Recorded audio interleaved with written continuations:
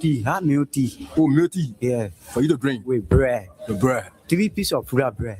With egg inside. With egg inside my butter. So when I carry it to the man, say carry it to the man. When you give it to the man, then you must come back to the car. So the food make you now carry that so you can go convince your friend now. Yeah. When I give it to the man say thank you. I say okay. The man say, oh, where you going now? I say, oh, I'm going right here. So one of my friends called me. Yeah, the same man you going to now. Yeah, the same man. And the man tell you say want for you to go steal. No, yeah.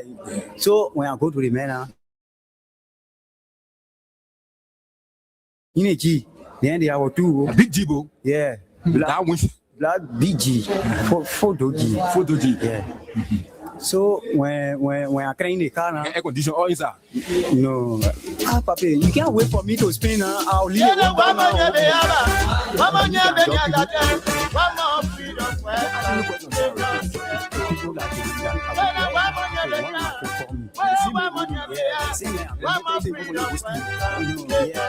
So when I go to the man, he say clean the car. Then there are two now. In a Jeep. Then there are two. A big Jeep. Yeah. That BG. Photo G. Yeah.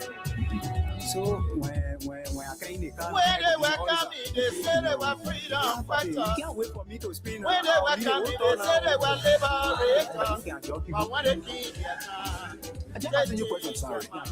People that you know, I'm a journalist. I beg you, sorry. The way you talk when you what kind of people I move from here, I'll free. Did I say when I move from here, I'll free? What kind of people? You freedom fighter, you raping our I went to many who talk to you, but double freedom fighter, you killing our children. Freedom fighter, you destroying our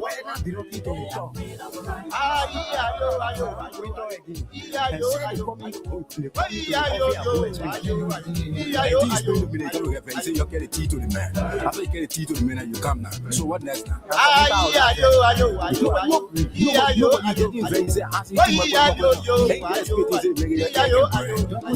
Okay, sorry. Now I say sorry now.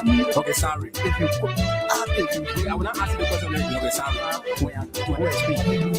I think you explain to me. Come look at me. You say you get a tea to the man. After you get a tea to the man, and you come now. So what? When they were coming, they said they were liberators. Nobody getting very. When they were coming, they said they were liberators. But when they came, okay, sorry. Now I say sorry now. Okay, sorry. When they came, I will not ask you the question. Okay, sorry. what kind of people? Okay, explain again. I ask you no more question. What kind of people? Freedom fighter, you raping our people. Freedom fighter, you killing our children. Freedom fighter, you destroying our country.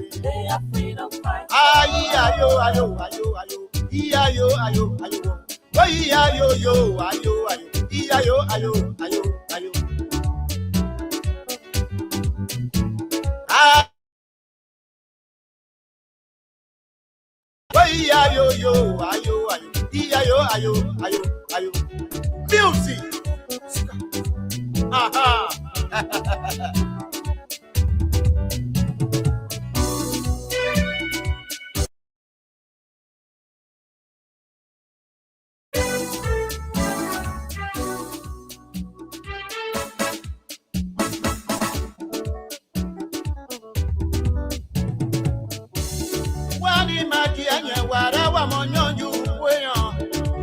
Freedom fighter, they don't say to. When I want one more freedom fighter, they don't say to.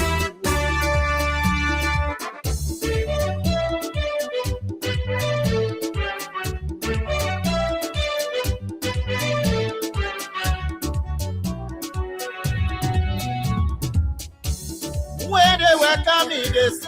Oh, yes, indeed. What a great day. What a wonderful opportunity it feels. And indeed, a pleasant good morning to all of you, fellow Liberian. Welcome and welcome to yet another interesting edition of the nation's premier breakfast platform, the Freedom Morning Rise on Freedom 87.9. What kind of people they so?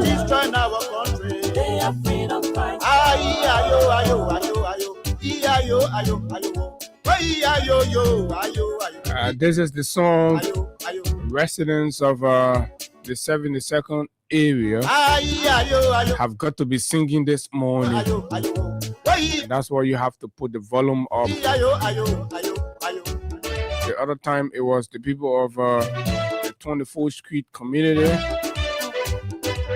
the Catholic Junction area, and then we moved to the Hotel Africa community, and today we are talking about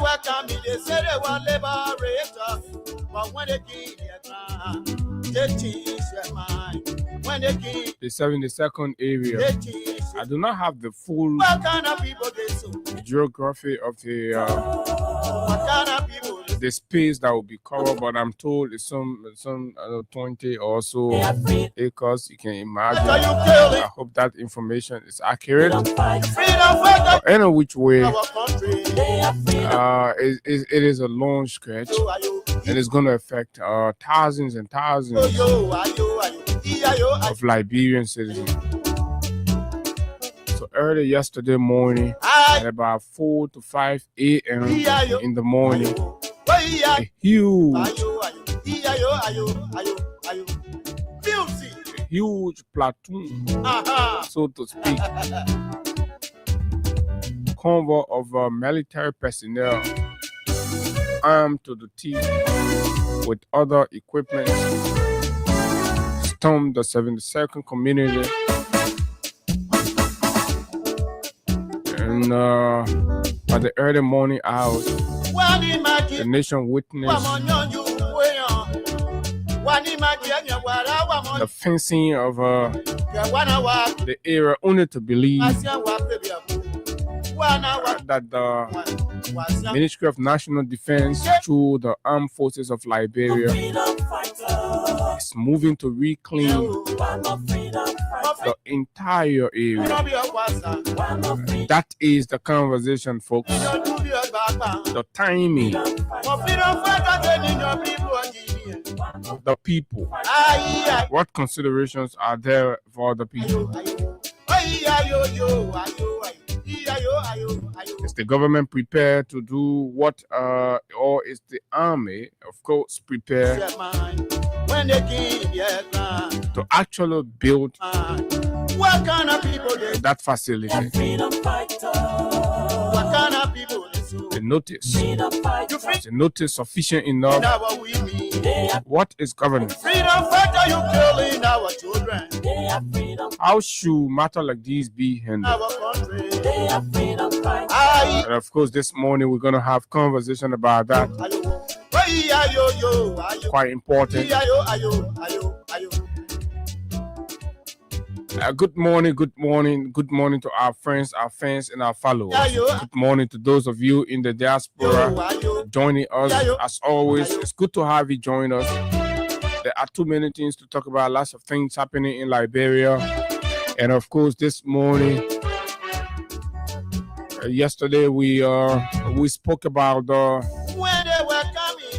corruption scandal in the education sector, and of course the Bureau of State-owned enterprise. And of course, yesterday as well, the Liberia Anti-Corruption Commission issued a long list warrant on arrest order for those individuals, and I'm getting reports, unconfirmed yet, that the guys have already started running away from the country. Those BSE officials, some of them have started leaving the country already. Oh yes, I'm told. So the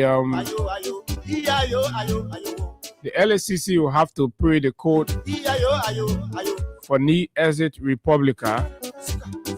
Most times when they are pursuing cases like these, because it seems the UP folks are running away from justice and accountability. They steal the people money, then they run away.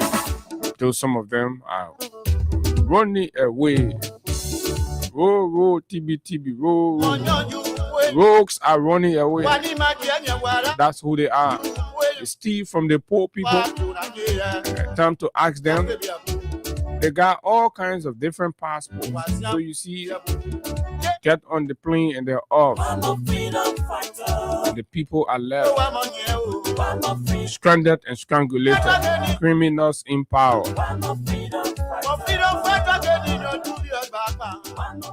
So interestingly, folks, fellow Liberian, this one here concerns everybody. We told you when Louis Brown was doing all kinds of things. And now, the U.S. government has placed Liberia on the big headable list and warning all of its citizens and the entire world that Liberia is not safe. And I agree.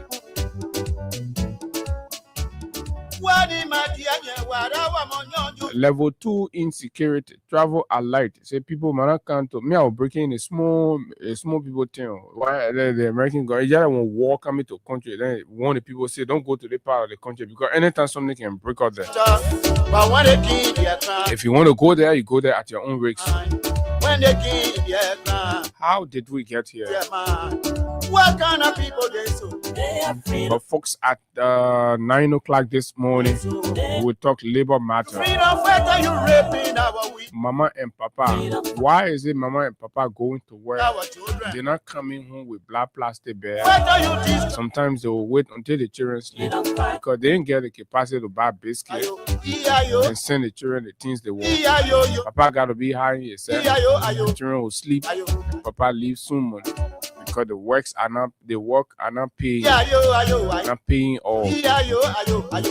Papa then looking at slaves in their workplace. We're going into the labor sector this morning, and there can be no better person to sit with us and have a conversation than a young man, a young Liberian labor activist who's been working with other civil society groups, and they've done their own 2025 survey and study, and they've uncovered some living reality within the labor sector, the Ministry of Labor. Please encourage Copper Crowd to come and listen, because today breakfast is going to be served on his table. The shipping size of the conversation right here on Freedom 87.9, the big station. Let's bring in Hagar. Hagar, good morning. Welcome. Good morning, Abu. Good morning to you and good morning to the Liberian people. We are here again to continue with the Liberian people's job, and we are grateful to God for the gift of life that has brought us to this day. So, yes, too many things to talk about. The Capitol building last evening, electricity. You know, we were saying it here yesterday, and some of the bad bugs were trying to defend and justify it on Facebook and all of that. But yesterday, you know, they thought to have, because of the Arsenal meta thing, so they want to inconvenience the journalists. So many of them will not have the patience to stay for their section. So as a result of that, they had to push section up to late evening hours. Okay. And then while they were there, 2 or 3 occasions, LEC had to go. The worst one was the one that happened late evening. You could see them sweating. And in fact, there are too many things that were said there by lawmakers, and maybe we could bring some of them to the public this morning. Now, you know, the House of Representatives thing, I follow it, and I saw the whole lighting as a distraction, right? So to speak, because guess what? These guys were poised to sign the AML amendment, right? But there was a sticky point, and that point was, and Liberian days are breaking it. I challenge any lawmaker, any representative to deny this one. This is fact. So the president has included the AML thing in his SONA. Okay. And you understand? So, and the president cannot speak about it when the legislative action has not been taken. So the executive had yesterday as the deadline. The agreement was they will pay $25,000 each to the lawmakers. That agreed, right? But now the bottleneck became that the executive was complaining that they do not have the money right now. They do not have the cash. It'll be like after the SONA and what have you. The guy said, no, they can't do SEPE. And you understand? So that what was dragging, and then they were making it like, oh, LEC, blah, blah, right? If the money are going to come earlier, as per my source, the guys are going to act and leave that place sooner. So they left dragging. You know how to come to the rescue? Tomo Fala. Tomo Fala is the richest man in that place. And that is the reason. He's always stepping in. Yeah. When it comes to And that finance. is the reason why. That is the reason why UP folks have grown disenchanted. They want to remove Kun, right? Richard Kun. And the reason is quite simple. Most UP lawmakers believe that Tomo Fala is the one running the horse. Richard Kun takes no decision without consulting Tomo Fala. In fact, Tomo Fala has to agree to anything before it happens. And the simple reason why Richard Kun does that, because Richard Kun feels Fala can remove him at any time. He has the wherewithal, the financial wherewithal, right? These are inside legislative conversations. Now, so later on, Fala agreed that, oh, okay, gentlemen, I will make it available. I will credit you guys 5,000 each, 5,000 each. That was a conversation I'm told he had with AML's team. No, give let him me. the assurance Yeah, before. let's say the executives and all of that. You know, Fala the way he does his thing. So Fala agreed 5,000. So I can safely say that each of those lawmakers leaving yesterday received their 5,000 or were clear that today they will receive their 5,000. At least they have to go home with something, sign, and then subsequently, when the AML money comes, then Fala will take his 5,000 from there and give the balance 20,000. This is how the guys are running the country. And they cannot argue about this. This is fact. I'm telling you this. But similar thing happened during the CDC's administration. But then the lawmakers had to, the former president, this entire extension came under the CDC administration. But the level of credence and respect it is receiving now, it did not receive it during the Wias administration, because back it was then, rejected. yes, there were still issues that needed to be resolved. Like when it comes to the issue of the housing in Nima, the CDC administration pushed for AML to build over 500 housing units for its workers and ensure that at least safe drinking waters are provided in the entire concession area, and not just bringing Aqua Life from Monrovia to So that was the basis upon which it was downplayed and rejected at that point. But now our men know that they are so hungry and they are desperate for money. But during the CDC administration, the guys were proposing, I think, 5,000 plus a pickup. 5,000 plus a pickup to. But the bottom line is that CDC, when they did all that thing, then the CDC they put rejected. Yeah, they rejected it. Yeah. So they brought it back. These other people, they didn't rejecting it. They say we'll pass it. So but get our 25,000. I think that's what. So the guy said, instead of you giving us the pickup this time around, because that was the proposal from AML. Okay, we can give this 5,000 plus a pickup. So many of them never wanted, that public. No, I don't want you to rule out the pickup thing as if to say it's not happening. No, so from what I understood, Abu, is that they are trading the pickup for the 20K. So the 5,000 are the extra, the actual cash are supposed to come to them. But say you now want to pick up now, they will add 20K on that 5K and make it 25K. So the pickup is not guaranteed that they will receive pickups, but it is guaranteed that they will receive that 25K. So that was exactly the issue about surrogates try to make it like, oh, it is true. Kun did not meet quorum yesterday. They had to go to executive section to do the other thing. Kun failed to meet session. But look, on Kun removal, I have it on very strong authority again. Where my Vesely Sumo, after the Sona, Kun will be removed.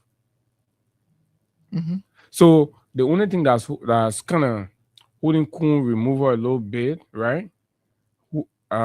Is getting a Unity Party person, right, are due enough to replace him, because it seems there is a degree of consensus, the UP folks, because that UP people want more kuna, and so they have to be sure among themselves. So my information is that they were opting to carry district number 2 representative Sekou Kane, right? But then when they reached out to Sekou declined. Sekou declined on ground,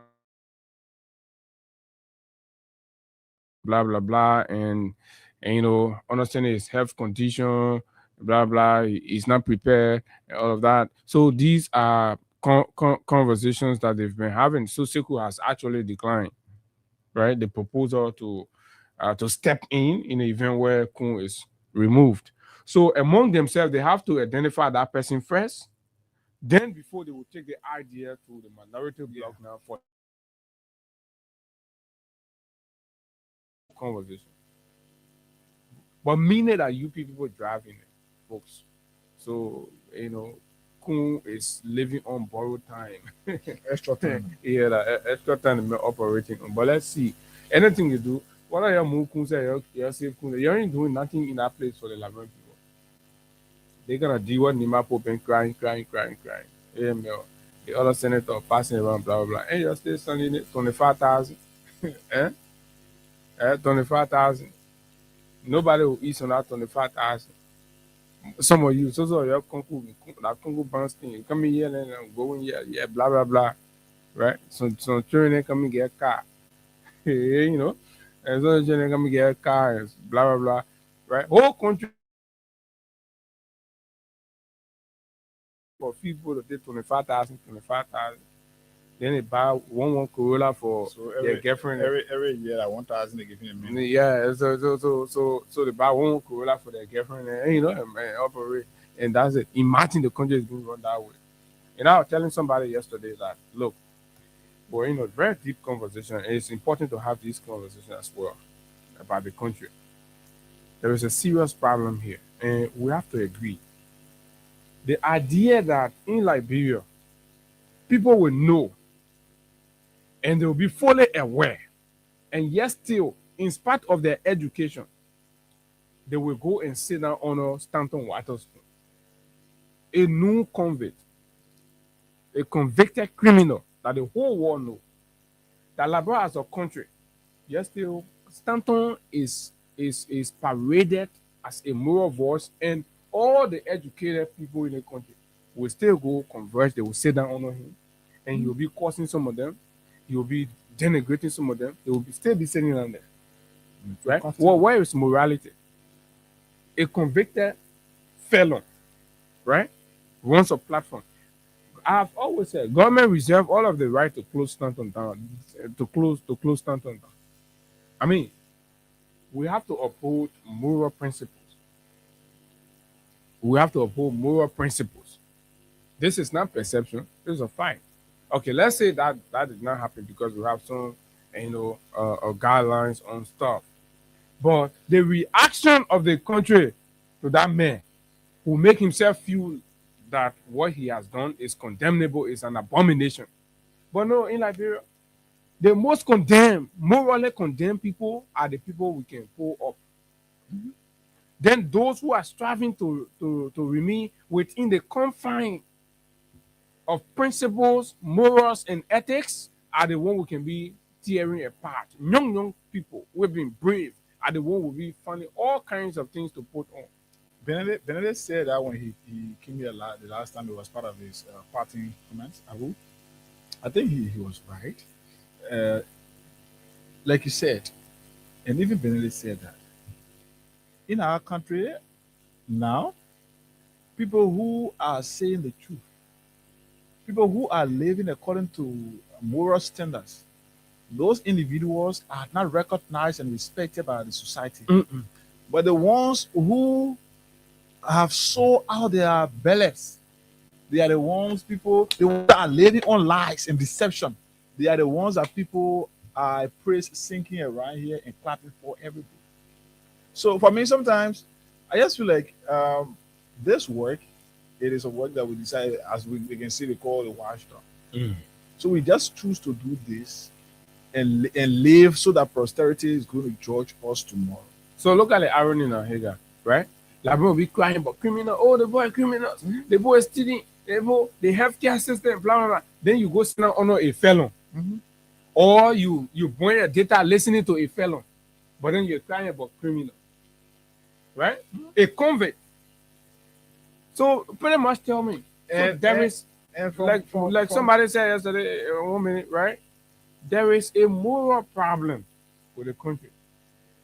No, it doesn't matter education. It doesn't matter spirituality, right? Because some of the biggest spiritual people in the country, yes, still they can. They are even part of that. Oh yeah, they will still go and sit down one of these people. So somebody was telling me yesterday, Abu, the opposition should get ready now for Stanton. Stanton is picking up a fight to attack the opposition, and that is only because UP folks have been getting to him, want to buy him, want to bring him back, and then the only problem they are having is they can't come back when the spoon talk is still having people from other political parties that will ask them the critical questions. As you know, Gray and others are on that platform, and sometimes the UP folks feel like coming on that platform when you have people like Gray and other opposition members, it will put them in an unsafe position. So now, how can Stanton get these guys out? When he yet do it mutually, it will signal some concern out there in the public. So what he's intending to do now is, like, I think somebody said he started with George Weah last night. Always he has decided now to get to attack all the political leaders, especially people who got their people. So but George Weah, the Cummings, the people. So he will do it. He'll push you and put you in a position that you yourself feeling uncomfortable, that you yourself will leave the listen, I don't want us to even dignify that thing, right? My argument is, whoever he wants to talk to, the fact that the society puts him in that position where, and he can even move between, and places. It is the society that's creating that. That is a societal problem. He likes to talk about this person today. He likes to talk about that person. But why are we creating the platform as a society? Why are we creating the platform for the most bankrupt people? Character-wise, moral-wise, integrity-wise. People that have been condemned to the highest level, right? And it is not only limited to Stanton, right? Look at Dillon, a pathological liar, an established liar. Yes, still you have some prelates in the country. They look up to Dillon, an established liar. They look up to him for leadership. I mean, pretty much tell me, where in the world is it happening? So and they will sit. They will look up to people like Dillon, and then when they go to the some people got church, PhD, right? Some people went to some of the best schools in the world. Yes, still, right? Understanding the character erosion with the likes of Dillon. Yes, still, right? They go ahead and they heal these people. For me, Abu, I just think our issue in our country here is not about education. It's not about religion or whatever. It is only about lack of civilization. Whatever is that, what we need to think about now. There has to be a deep dive into understanding the moral, issues. I don't know. The bar is so low in Liberia. We've not set a standard. Let's look at Costa, for example. Almost everybody know Costa is a black male. I mean, there's record to see that, and Costa himself has not run away from that. That's his act. That's his trick. But yes, still, all the big people in the country, president, this, blah blah blah. Still see him as who do they run to? Costa. So, what is the inevitable, moral lesson to the young folks? That these are the paths that you have to pursue to be recognized in Liberia, to be considered, and of course, to be promoted. So when that happened, what's really happening? it is further eroding whatever moral position we had as a country. It's leaving us, and that is the reason why you see the likes of Prophet Key, right? Who insults women, and almost all of the prominent women in this country he has denigrated. But Prophet Key is not the one.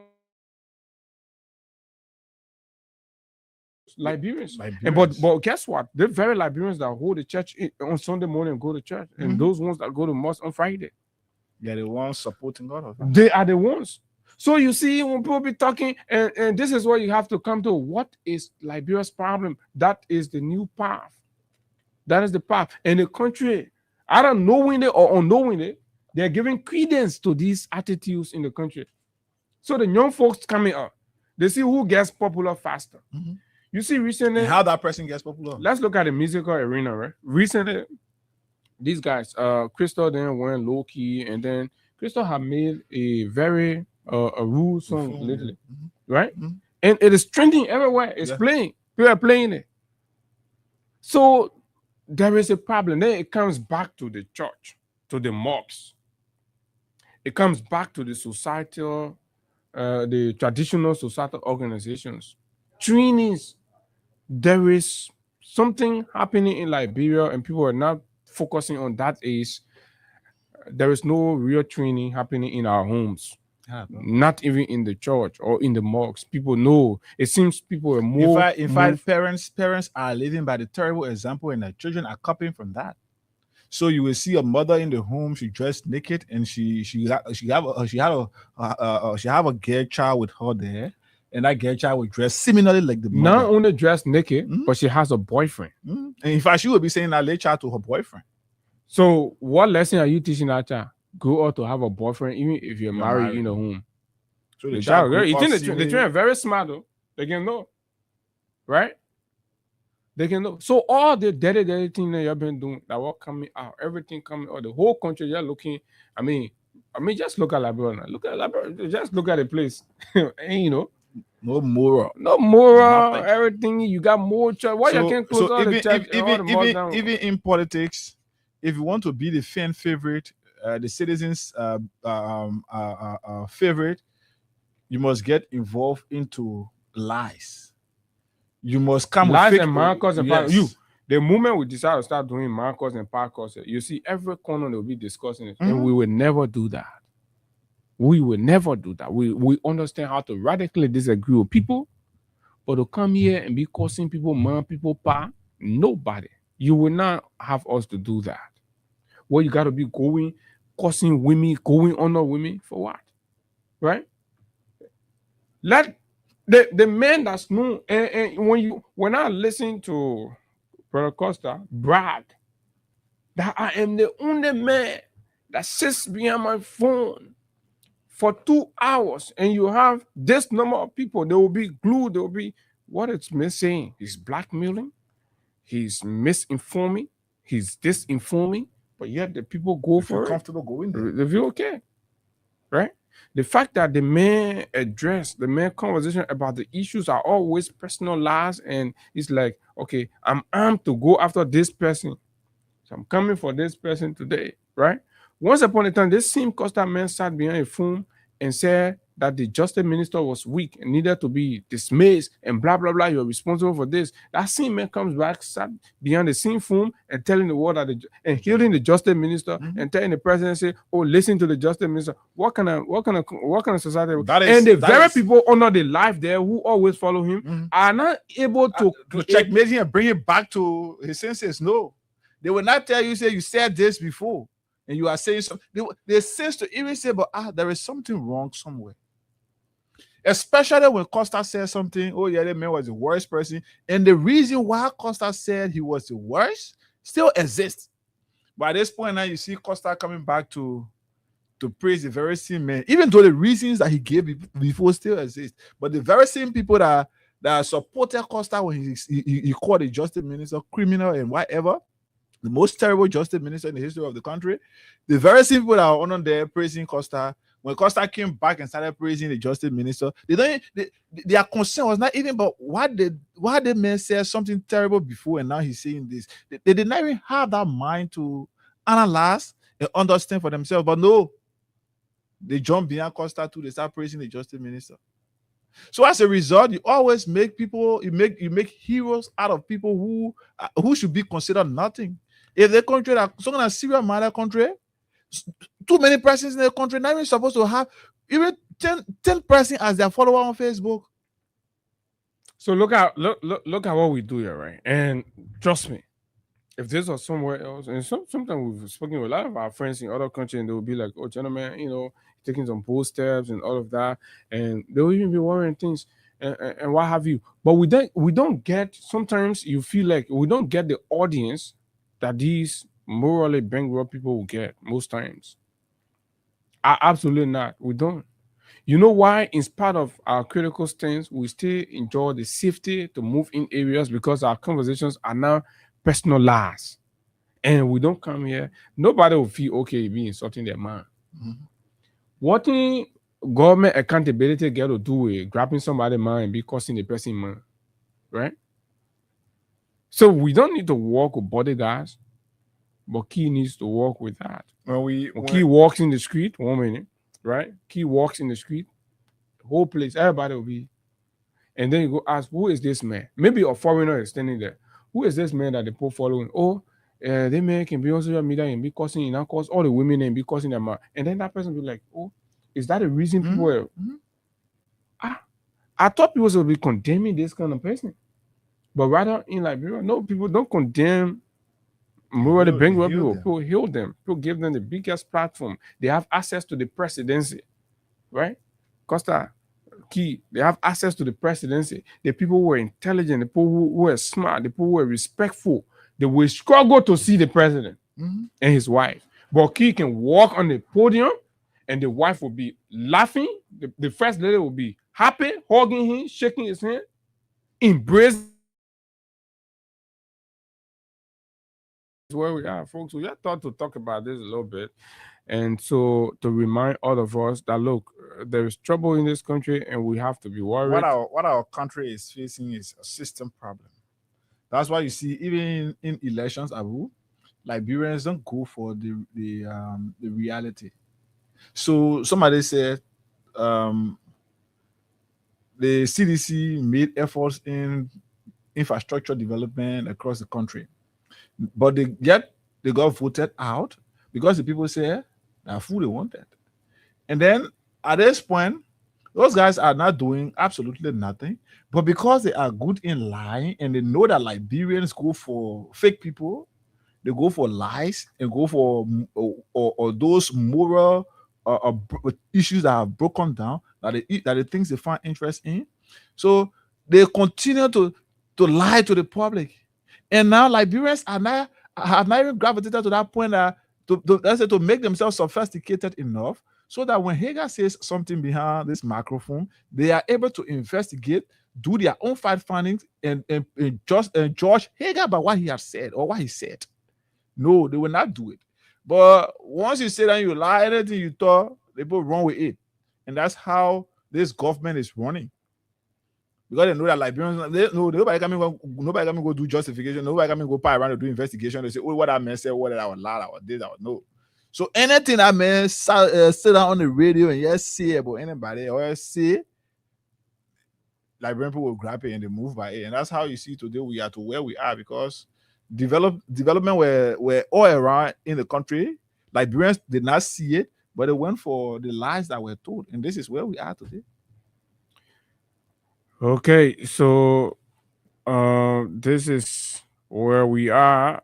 Let's see quickly. I want to just the incident yesterday at the 72nd area. Just want to let you know that, of course. Okay, so it says AFL reclaims abandoned 72nd barracks in Pinsville. Resident seeks extension. I mean, they're asking for more time. Because from what I heard yesterday, I think it was a 2-week ultimatum. And I've also been able to confirm that it is a presidential mandate. say it is a presidential order that the people should be vacated. I confirmed this from a very high level source within the armed forces of Liberia. Yeah, very, very well placed. So the armed forces of Liberia has successfully reclaimed its long abandoned barracks located in the 72nd community,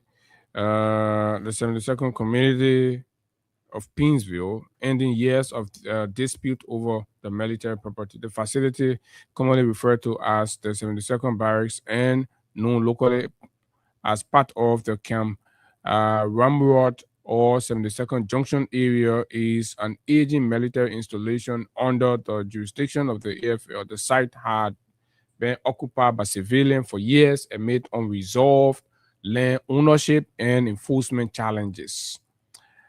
So on yesterday, the folks moved in and they moved in to reclaim the property.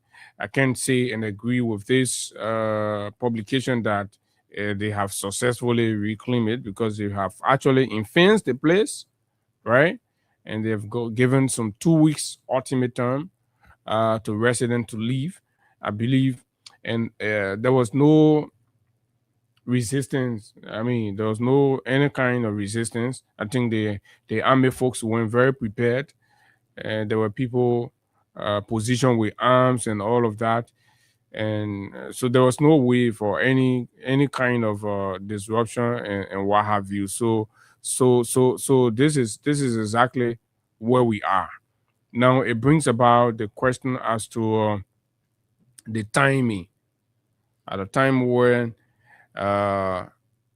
most people are actually losing their jobs. Some have retired.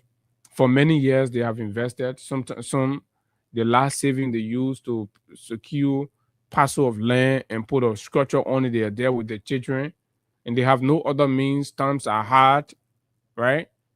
And then they're going to be rendered homeless without any prior notice, so that they will make adequate preparation, right? So almost abruptly, the government is moving in to remove them. And like you know, the government is powerful. And they've said that it is the army land. And these conversations has been from regime to regime. And now the president has instructed the army to move in and reclaim the place, according to what we've heard. So we can say anything, but what becomes of the people? Mhm. Is the government considering anything for the people? But precedent shows that absolutely not. The government is not most likely going to do anything for these people, because in the Hotel Africa area, we saw people nothing. homes were demolished. They pleaded for compensation. There were no guarantee for compensation. I know there was some political intervention made later on by the representative there, that which he traded for his support to the minority black, right?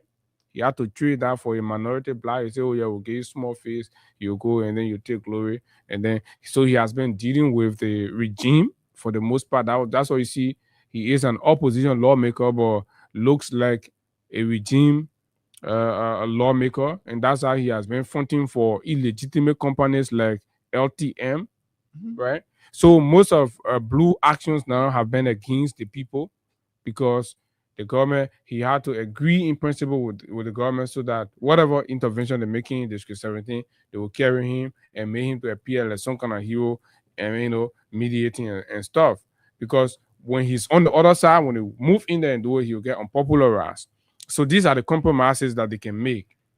But at the end of the day, the very Liberian people that are suffering these things and we are exposing it to them will still go dance behind these people. That is the frustration. They will still go and dance behind these people and stuff. So I have to say, they do not worth talking for. In fact, sometimes that's how it comes, right? This is a country where you sacrifice. Let's look at. I don't even want us to dwell on the much, but just in passing, this whole thing about Clive Foundation, that the government is so desperate, and the first lady today is so desperate to reclaim, and there are people out there having conversation about, that the country money, blah, blah, blah, and they're saying all sort of things about a very, very beautiful character, right? with a kind heart, and now that have invested such a massive infrastructure in the country and is catering to Liberians' children, the very children that you born that you are unable to take care of, that you abandon. Your children have become wayward and they're on the street. This lady who you think is not a Liberian has that heart of a gold to come to this country and say, right, my goal is to establish a care facility to bring these abandoned children and our dignity to them and give them a life in the future.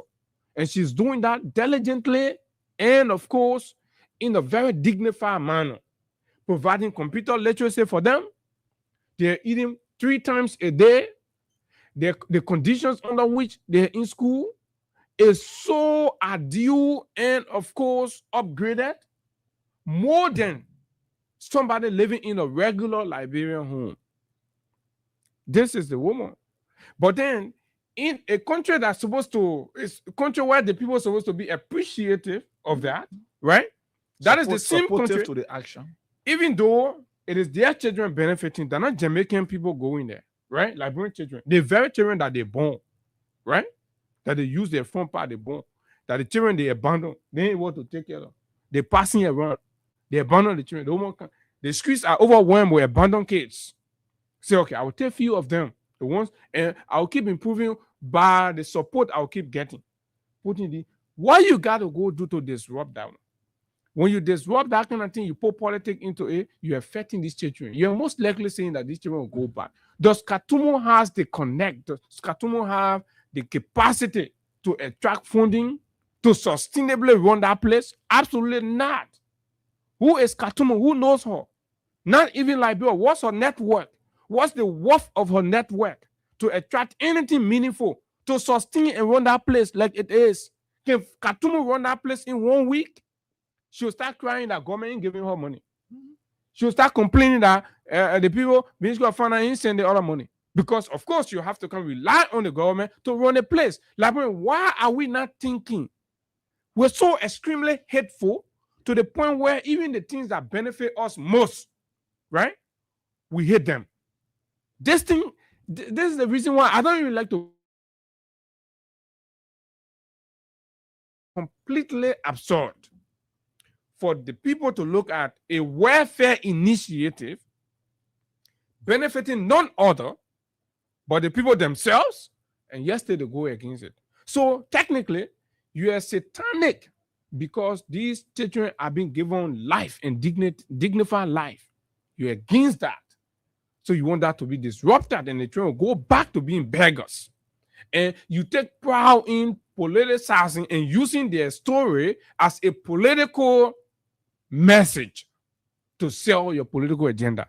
Oh, the beggars in the street, blah, blah, blah. But what proactive actions have you taken, successive government, first lady after first lady? What have anybody, any Liberian done substantive enough that can be equated to the Cloud Foundation effort to redeeming abandoned Liberian kids and dignifying their lives, that tomorrow they can come in the society and compete with all of us and our kids? What have we done? Have you visited the place there? Have you not? There's no trace that this is government money, right? This country has a serious problem. Serious problem. It go across. People are just envious. They're ungrateful. They're hateful. They're mean. That's who they are. That's the actual nature of most of you. There are some very decent people in this country, very good people, appreciative people. They like good things. But most of you, what you like to do is to sit in your unproductive corner, right? And start to ask unnecessary, irresponsible questions about people who are making real-time life impact in the society. And you are so unproductive. You're from a generation of no value to this country. You're a complete liability. Your mom she didn't do nothing for anybody. Your pa can't do nothing. You yourself living the same life, but all you're able to do, you sit down in places and be talking, but where the person get the money from? How the person, right? Because you are so lazy and you think because you cannot make anything happen, so nobody can make anything happen. And when anybody make anything happen, that means the person stole. This is so sad. It's a sad reality here, guys. So, Abu, you could not have said it any better than you did. And it is terrible how it sounds out there. Because looking at the Cloud Hope Foundation that has been here contributing to the upbringing of Liberian kids. Katumu became First Lady on January 18, 2024. Since then, what has been the concrete action that Katumu have ever taken to give hope to Liberians? She's the First Lady. Okay, Katumu used her office as, let's say, Claudia used her office as First Lady. Today, Clara had that opportunity for 6 years. Katumu got that opportunity for 6 years too as well.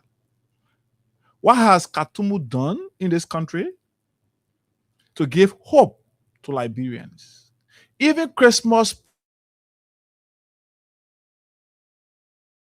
before, under the First Lady, Liberian children could come from there with smiles. Under Katumu, like $50 pack on she put in cold plastic and gave children. Oh yes, that the kind of mockery they want to make out of your children. They feel comfortable when these things are happening. Keep them as beggars. They use your kids, they use your living condition as a basis for soliciting support out there. And when they get this support, they don't use it in your interest. But you look at a lady who her son, let her take herself from there, or take her husband from there, her son is a millionaire. You question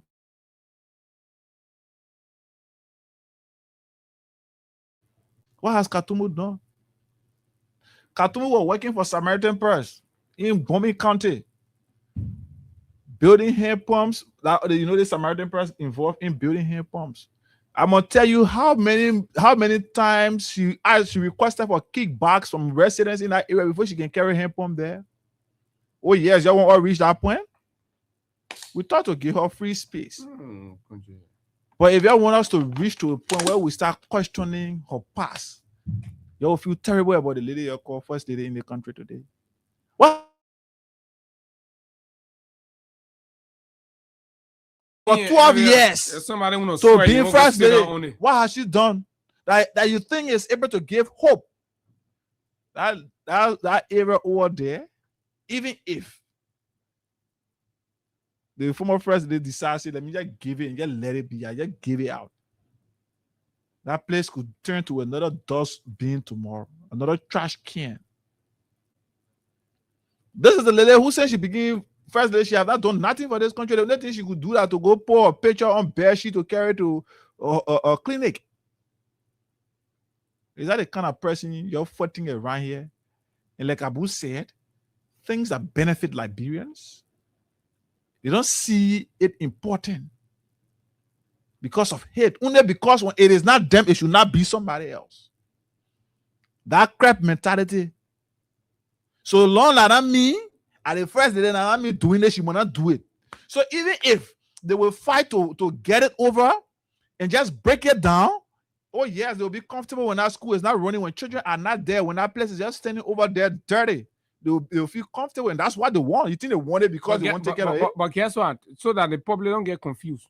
They have no legitimate grounds to reclaim it. Everything they're doing is political, because we've had conversation at the highest level, and we have the assurance that we have the documents to talk about it. After the show, I'll make some outreach, right? They have no legitimate grounds. They're using clear politics. But this is a case where the society is supposed to rise up and say, no. We brought you to get up more than this. You're not able to get all this. Then you can't fight for the one that we condemn. No. Bring something better than it. That's what the society is supposed to be demanding. This thing here is not for profit making. All the children going there that free. Nobody paying the food they're eating there that free. And the computer school they're going to that free. Why you get to your Bwaka Foundation? Correct. She's not making profit out of it. But on the other hand, Bwaka Foundation Baka Foundation go take the University of Lofa money, right? Look at them. Your own pie now, you know how to talk. Go take, you know the reason why Poda they won't prosecute Poda in Lofa? Because if you do, Poda took money, give to Baka Foundation. Baka Foundation go buy medical equipment, go to Telewinyo and go give it in Baka Foundation name. Tractors were given in this country. It passed through the Baka Foundation today on from a Baka Foundation goes to places, they take money from the country called, I say, oh, the Baka Foundation, give it to them. Then they go and pretend they buy something, they say, oh, Baka Foundation. Where are they getting money from? They see Liberian people money. So, you know, we can have conversations about these, but this is it. It's clear, right?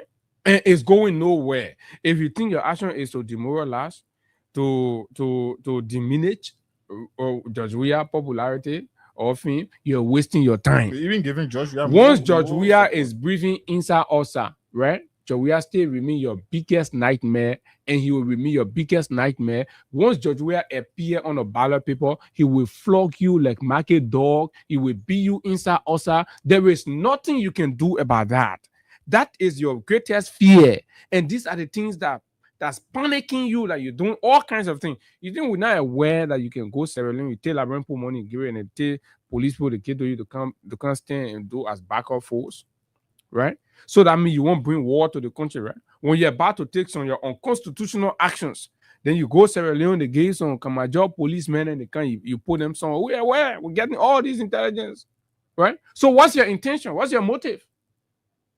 But anyway, while we are talking all of that thing, Liberian people, the U.S. government issued this thing, and we'll read and open the phone lines and hear from you on these conversations. So, guys, they're very, very important. And so, for us, we'll talk. At the end of the day, we'll talk. All we pray for is just the opportunity to live and be able to see the next day and come here and do the job that we like to do for our people. You get it, right? Okay, let me send it to you. Let me send it to you. So this was issued in December, right? This advisory was issued in December, and it was for 2026. So just to let you know, level 2 travel advisory in this country we're in. So if you want to buy some additional Becquerel, you buy additional Becquerel, you keep it. Because we know people get ability to get intelligent more than you and myself. How is in our house, people may even get information on it we do not know, right? So after all of the assessment across the country during the course of 2025 and everything, and projecting for the ensuing year, right? I sent it to you here, put it on the screen. I sent it on your WhatsApp. Right? So for the ensuing year, just know that what is going to happen here. Okay. 1 minute. They both been doing all their studies. So when we're talking America, that can be all looking or trying to be rude. And whether you like it or not, America is the world's greatest power. Whether you feel comfortable about it or not, whether you won't call someone or, and what kind of need of your business. But America is the world's greatest power. By everything. Me, I don't want to waste my time on that alone. Travel advisory level 2. Exercise increased caution. Telling the rest of the world, when you go on the people page, right? Official website of the United States government. This is published on the official website of the United States government. When you go there, you will see this advisory to the world that exercise increased caution in 2026. This is where our country has come. These are the same advisory that can be issued for Iran and Iraq then. And terrorist country there, right? Mm-hmm. Places there where they get tension, they get war, anything can break up and stuff, they put people under a light. Travel advisory Liberia, December 2025, about U.S. mission Liberia right? December 11, 2025. There was, okay, on the play there, so you read it from down there. It's on the screen for those are our friends. There was no change to the advisory level. The health risk indicator was added. There was no change to 2024. Advisory summary was updated. Travel advisory Liberia level 2 exercise increased caution. C crimes. U unrest, and H health. Exercise increased caution in Liberia. So these are the three critical areas of insecurity in Liberia. Crime, unrest, that's about vandalism, protestation, uprising, demonstration, and all of these things, and health. So there's a health crisis in Liberia, there's unrest issue, there is crime, increased level of crime and criminality in the country. This is what the U.S. government have said. Go further, my brother. Exercise increased caution in Liberia due to crime, unrest, and health. Advisory summary. Crime. Violent crimes such as armed robbery are common in urban areas, crowded markets, and public beaches. Local police lack the resources to respond effectively to serious crimes. Okay, that's on the first note, right? Crimes. And you are in the community. You know the level of armed robbery and how it has, increased. Money changers along the roadside. Right now, people can come out the way they used to come out 8 o'clock, 7 o'clock in the morning. No. Everybody waiting for the roadside to get jam-packed before they can come outside. It never used to be like this in Liberia. And the U.S. have equally taken notice, and they've said that there is increased crime and armed robbery in the country, especially in urban area. Monrovia, Ganta, Kakata, Tubman, Bikana, these urban areas in the country, crime have surged. That's the report on Liberia. Go ahead. If traveling outside the capital city of Monrovia, try to finish your trip during daylight hours. It is safer to avoid travel at night due to safety and security concerns. Okay, go ahead. Unrest. Demonstrations occur regularly. They have on occasions resulted in violence or use of tear gas by authorities. Large-scale demonstrations related to the local political situation may occur with little notice.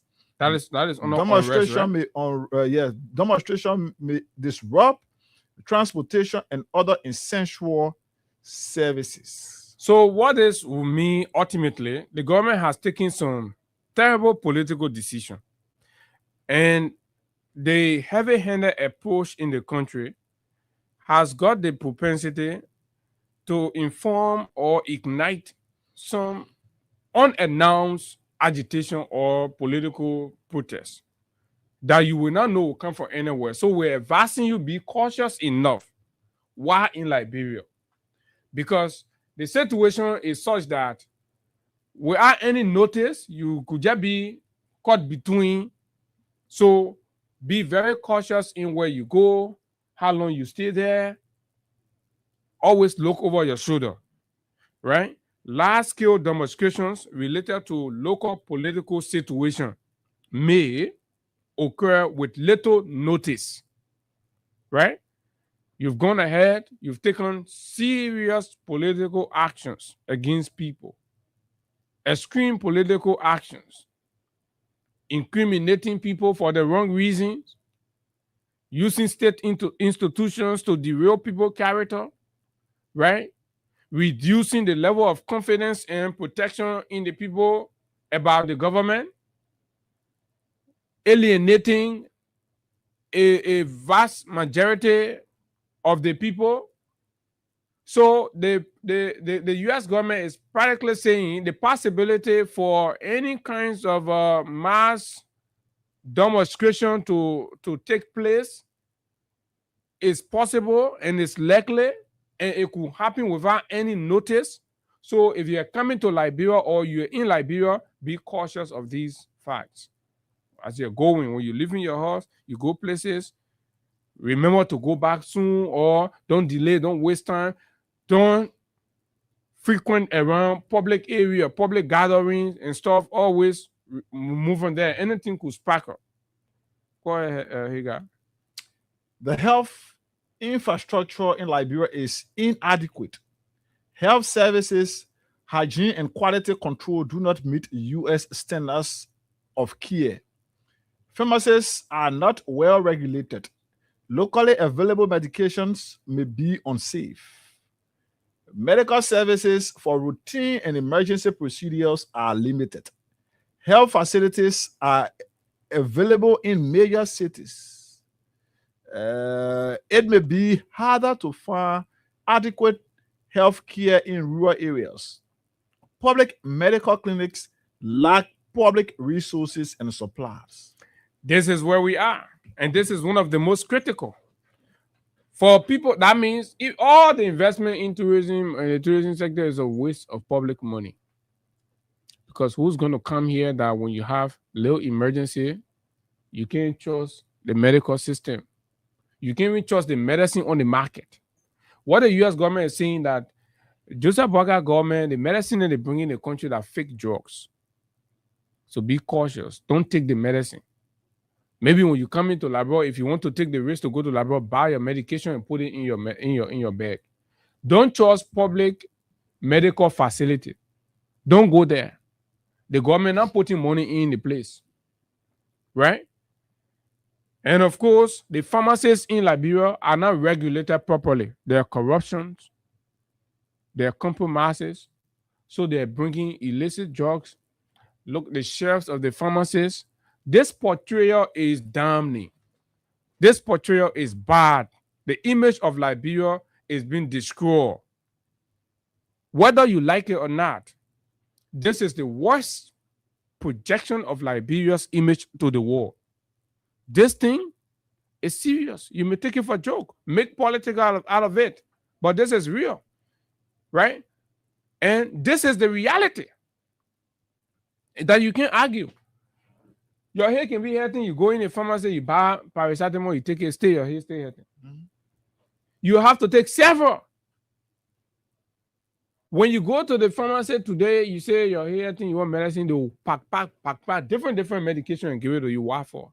Back then, when you buy one pharmacy, when you buy one paracetamol, you go home, you're okay. But today, they will pack paracetamol, they will give you B complex, they will give you the other one, they give you all Nigerian medicine, the papa, your bill will go all the way to 900. Just to treat headache. We open the phone line, you tell me that lie. When you just go, you say my stomach running, right? I want something to regulate my system. They will pack plenty of medicine, your bill will go. So the pharmaceutical operations, because of the lack of regulations, they're more extortive and all of that.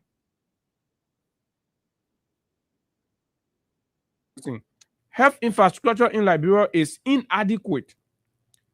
Health services, hygiene, and quality control do not meet U.S. standards of care. When you go into hospitals, facilities, especially when you leave urban Liberia, you go health infrastructure, they're inadequate. Even the ones that are there, government not funding it. You remember the last time, even Emory Hospital that was brought to this country, right? They're not funding it. The place, the hygiene condition of the area has deteriorated. Go to JFK, visit the bathrooms. And the people are right. These are facts. Even as we're talking now, somebody is in the bathroom, they're hissing the teeth. Right? Pharmacies are not well regulated. Oh, yeah, of course. Compromises.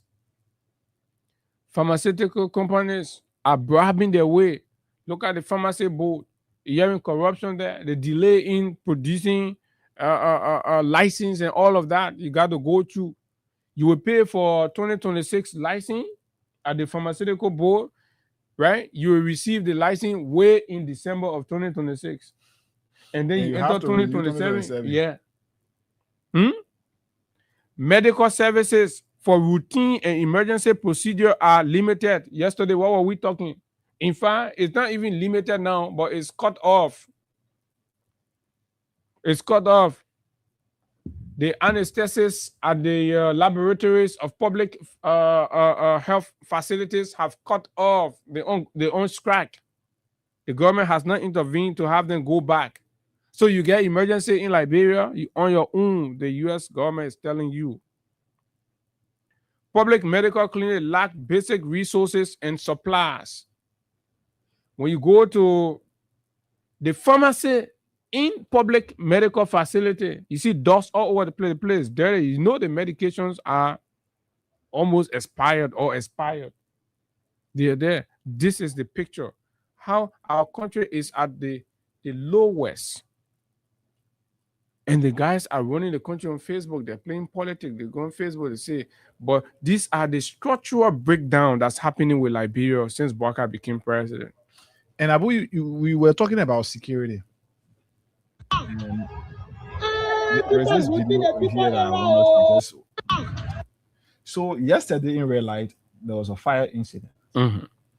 And at that scene, there were Liberians who were there. But guess what? Mm-hmm. They did not go there to help save that area, to help cut off the fire. But guess what? They went there to loot. So you see how it has become unsafe for even the government in terms of security. There is this video. Maybe for those of you watching on the internet, this is it. People looting the people The entire store. People looting. Why the people era on fire? People looting. So say liar can say my winner. This is what they. This is what we do. Looting. They are not helping. And what did they release? People looting. Why the people era on fire? People looting. You say what? I mean, right? Looting is a form of robbery, right? Armed robbery are common in urban areas, crowded markets, and public beaches. Local police lack the resources to respond effectively to serious crime. This is what we are talking about. You see, any police go there to rent it out to company.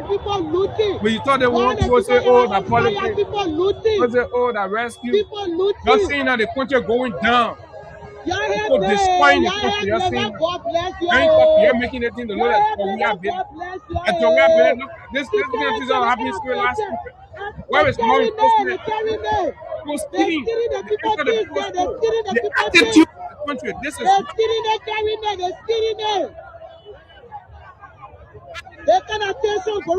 You know, and the state is doing nothing about it. That's a breakdown. Lives in my witness, the other day, just lay eviction in the red light area. There was breakdown in law enforcement. You saw police posts standing, giving ordinary people, giving them racks and things. No throw stone. What kind of civilized country you can see that one in? Policemen telling the man, say, oh, y'all go fire, y'all go turn rack. Uganda. Petrol bomb, right? These are the things happening. So the U.S. is warning travelers to Liberia that be careful. That place is almost like on-time bomb.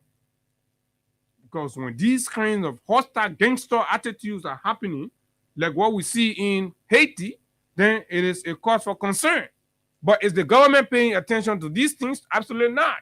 Government and senior officials and high-ranking members of the Unity Party government today are more focused on what they can get from these bogus concessions that they continue to fight each other over. Whether it's the Oranto deal, whether it's the port deal, whether it is what else, right? That's what they're fighting over. Whether it's the APM, the accelerometer deal, and these crimes, increased crime. Local police lack the capacity to respond, right? Gregory, the small equipment are there. Gregory gave it to the police to run after political opponents. and of course take deployment at concession and businesses of foreigners and get their monthly kickback. This is the truth and this is the reality. Now, what do we think, right? Our call to the president is, Mr. President, put your feet down. Mr. President, this country here, you became president of this country because you believe you had a vision and that you wanted to deliver. And Mr. President, this is the opportunity. Your chance is being abused and people are taking advantage. Liberia is on the brink of degenerating into something that our partners are warning. Mr. President, put your feet down. Stop listening to partisan rhetorics. You see, Mr. President, we come here, we are yelling, and people sit around and say, oh, these kids, oh, these kids. Mr. President, that is not the issue. Mr. President, listen to the substance of what we are saying. These concerns we are raising, they are coming from across the country. The reports we can read here, Mr. President, we are not the author.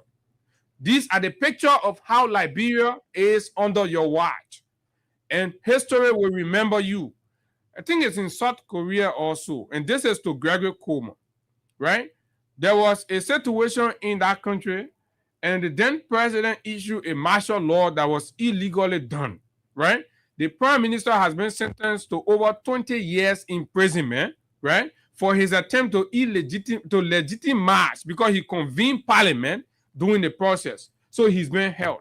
So if a wrongful action is being implemented and then you use your office to give credence to that, tomorrow you will be held accountable. To those of you in power, those of you holding public offices and thinking that you have arrived, remember, public offices are offices of accountability no matter how long.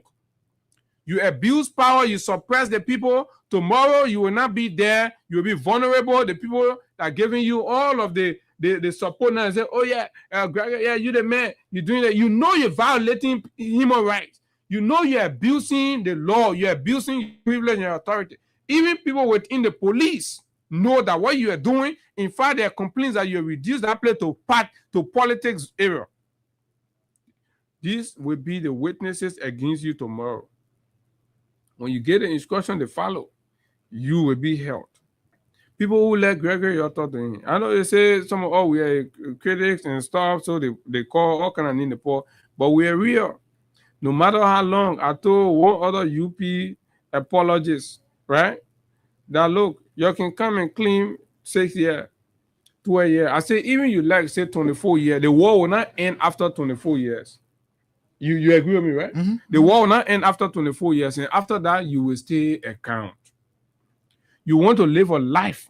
It's almost like the salvation that we are seeking.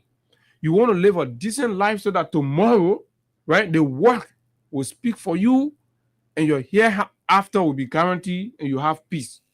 But you also want to live a life in public service that when you leave tomorrow, right, you're proud of your record. You're able to defend your record when they're placed before you. But you won't live in public service, right, that you're doing everything today, you're enjoying, but tomorrow you worry about how your tomorrow will be, that you cannot even explain, and you start to find issues. You think Liberia will remain like this? Or you think when you get rid of job, then Liberia will be finished? No, you will not know until the day power turns hands. And sometimes you may even be thinking, say, Joel is the worst man. But it will shock you to know that somebody else, and not Judge Weah, that could come after you, right, will hold all of you accountable for these hideous crimes and violations and the degradation that you're bringing to the reputation of Liberia. And you call yourself rescue people. Let's take calls. And our guests will soon be here. 0776 104 104 086 5 are the numbers. You can call us on here this morning and be a part of the conversation on Freedom 87.9. 0776 104 104 086 500 104 are the numbers. Let's begin taking your calls right now, starting up with this. Good morning. Yeah, good morning, Ozzy. Morning. This is now Ozzy. Yeah, I wish I let's say Leila Female calling from Prophet Motogono. Thank you for the show, Baba. Baba, we just listen like Baba, like Brother Syria. Last night, I listened to the city, all the radio channel. Last night, I listened to the show. That brother said the national line, what you're saying, the post a lab is stupid now. Every day, people need to go and people and go and protest. The post senior will have apple, the guy, internet. But we cannot put away the that go like your long life. And the grace of Inshallah, that go your long life. They will pay for everything I do to all. And do that, they just see the body thing and all that thing, they will not go through, they will not go on point. That's a complete breakdown. They are penalty for A. Let me tell you, Abu Sherry. Thank you. Thank Thank you. you for the show, but I got people here. 0776 104 104 086 500. Everywhere. Look at the other headline. Look at the other headline. A hungry nation. Front page. The Liberia ranks low on global hunger index, retains severe hunger status with 30 schools. Sit down. So what you're doing now? All day you're making anything. You gotta go after the job. You gotta do that. You gotta go over Finabono. You know, you lack the capacity to feed your people, to protect your people, right? You're not protecting. The U.S. government say Liberia not safe. That means the government has failed on protecting the country, right? The global hunger index say Liberia, the people hungry, the children dying. About 40% of the children before they reach 5 years old, they can die for hunger because there is malnutrition in the country. Is that a responsible government? Do you take pride in that? You are unable to feed your people. You are able to protect your people, right? And robbers stealing happening for common. Look at maybe the place they were looting that's on a foreign business. That person can't invest. They agree fire catch a place now. But they're using that opportunity adjacent stores that they should be helping to quench the fire so that it doesn't reach there. They're going in these places and they're stealing the people thing. Same thing we're talking about mentality and mindset. There's a breakdown. Does the system cares? No. All Baka cares is, and this is why you see the president bought a $2.7 million bulletproof car. So the president mostly concerned about his personal security. He doesn't care about what happened to the rest of us. Let's talk to this person. Good morning. Good morning. Morning. Okay, thank you. My name is Festus. I'm calling from Oldest Government Town. I want to appreciate you for your program this morning. I listened to all of your analysis, all of what you read. But first of all, let understand one thing, please, that Nigeria doesn't produce trust. I do agree with you that pharmacy book, yes, myself got you pharmacy book because I got a couple of drugstores around town. Pharmacy book, to issue a license, that becomes a serious problem, and which I don't know where to run. Right? What happens is people infiltrate the process. People infiltrate unregulated drugs. They can come from anywhere, right? It can come from Nigeria. It can come from anywhere. Anywhere unscrupulous people can sit down and fix and sit down drugs. Let me proceed now, brother. I'm saying, I just want to say, make this clear that Nigeria is not producing drugs. I agree that drugs can come everywhere, even Liberia, drugs can come from Liberia and go to any other country around here, which I agree. I got to just agree that. I agree with that. And we're going to pharmaceutical that I was saying, the issue of pharmaceutical, we all understand that, and we know our experiences, and that, and the problem from the pharmaceutical, I'm not defending this government or other government, I'm not a politician either, but then I'm making the understand that pharmaceutical issue, old age problem. So that, asking, even we are Liberian people, we should put our feet on the ground to see how best that those things can be resolved. And I agree. That you just brought out, about the issue of the country not being safe when it comes to the issue of drugs. Yes, you are saying that fine. But so my question now is, even you now that over there, where do you take treatment? Where do you and your family take treatment? Because even George Weah have not put anything into place like that. So we are saying that because we are also saying it to ourselves and to our people. So my point is, when we are saying things here, I beg you, let's be very exact and unique on what we say and be sincere to what we say. That's the situation. Thank you this morning. All right. I really don't understand anything from it. Let's talk to this person. Morning. Hello? You live, go ahead. I'm calling, my name is Thomas. I'm calling from the Gotham. Go ahead. Let me take this to you guys for all of you because this time. But let me see. LEC say the reason you're not getting current, they feel they say the wire trip somewhere, yeah? They say the No, wire current, trip. yes. Hey, Baba, I'm talking to you, Baba. Hey, people been going through that. Current, yeah. Because you're talking last one, how to talk to the My man, take that man off. Girl, you think that you paying for? Yeah, You think you paying for somebody owe you? Good morning, hey guys. I'm a big brother, and good morning to the veteran Abu. Morning. Yeah, good morning. Yesterday, we let one out to RIA and all. Capital Building, let one, then you say current, yeah. That you were talking to. Like Go ahead, Peter. This morning about money. And I want to say thank you. I wonder why is this lady called Madam Morris.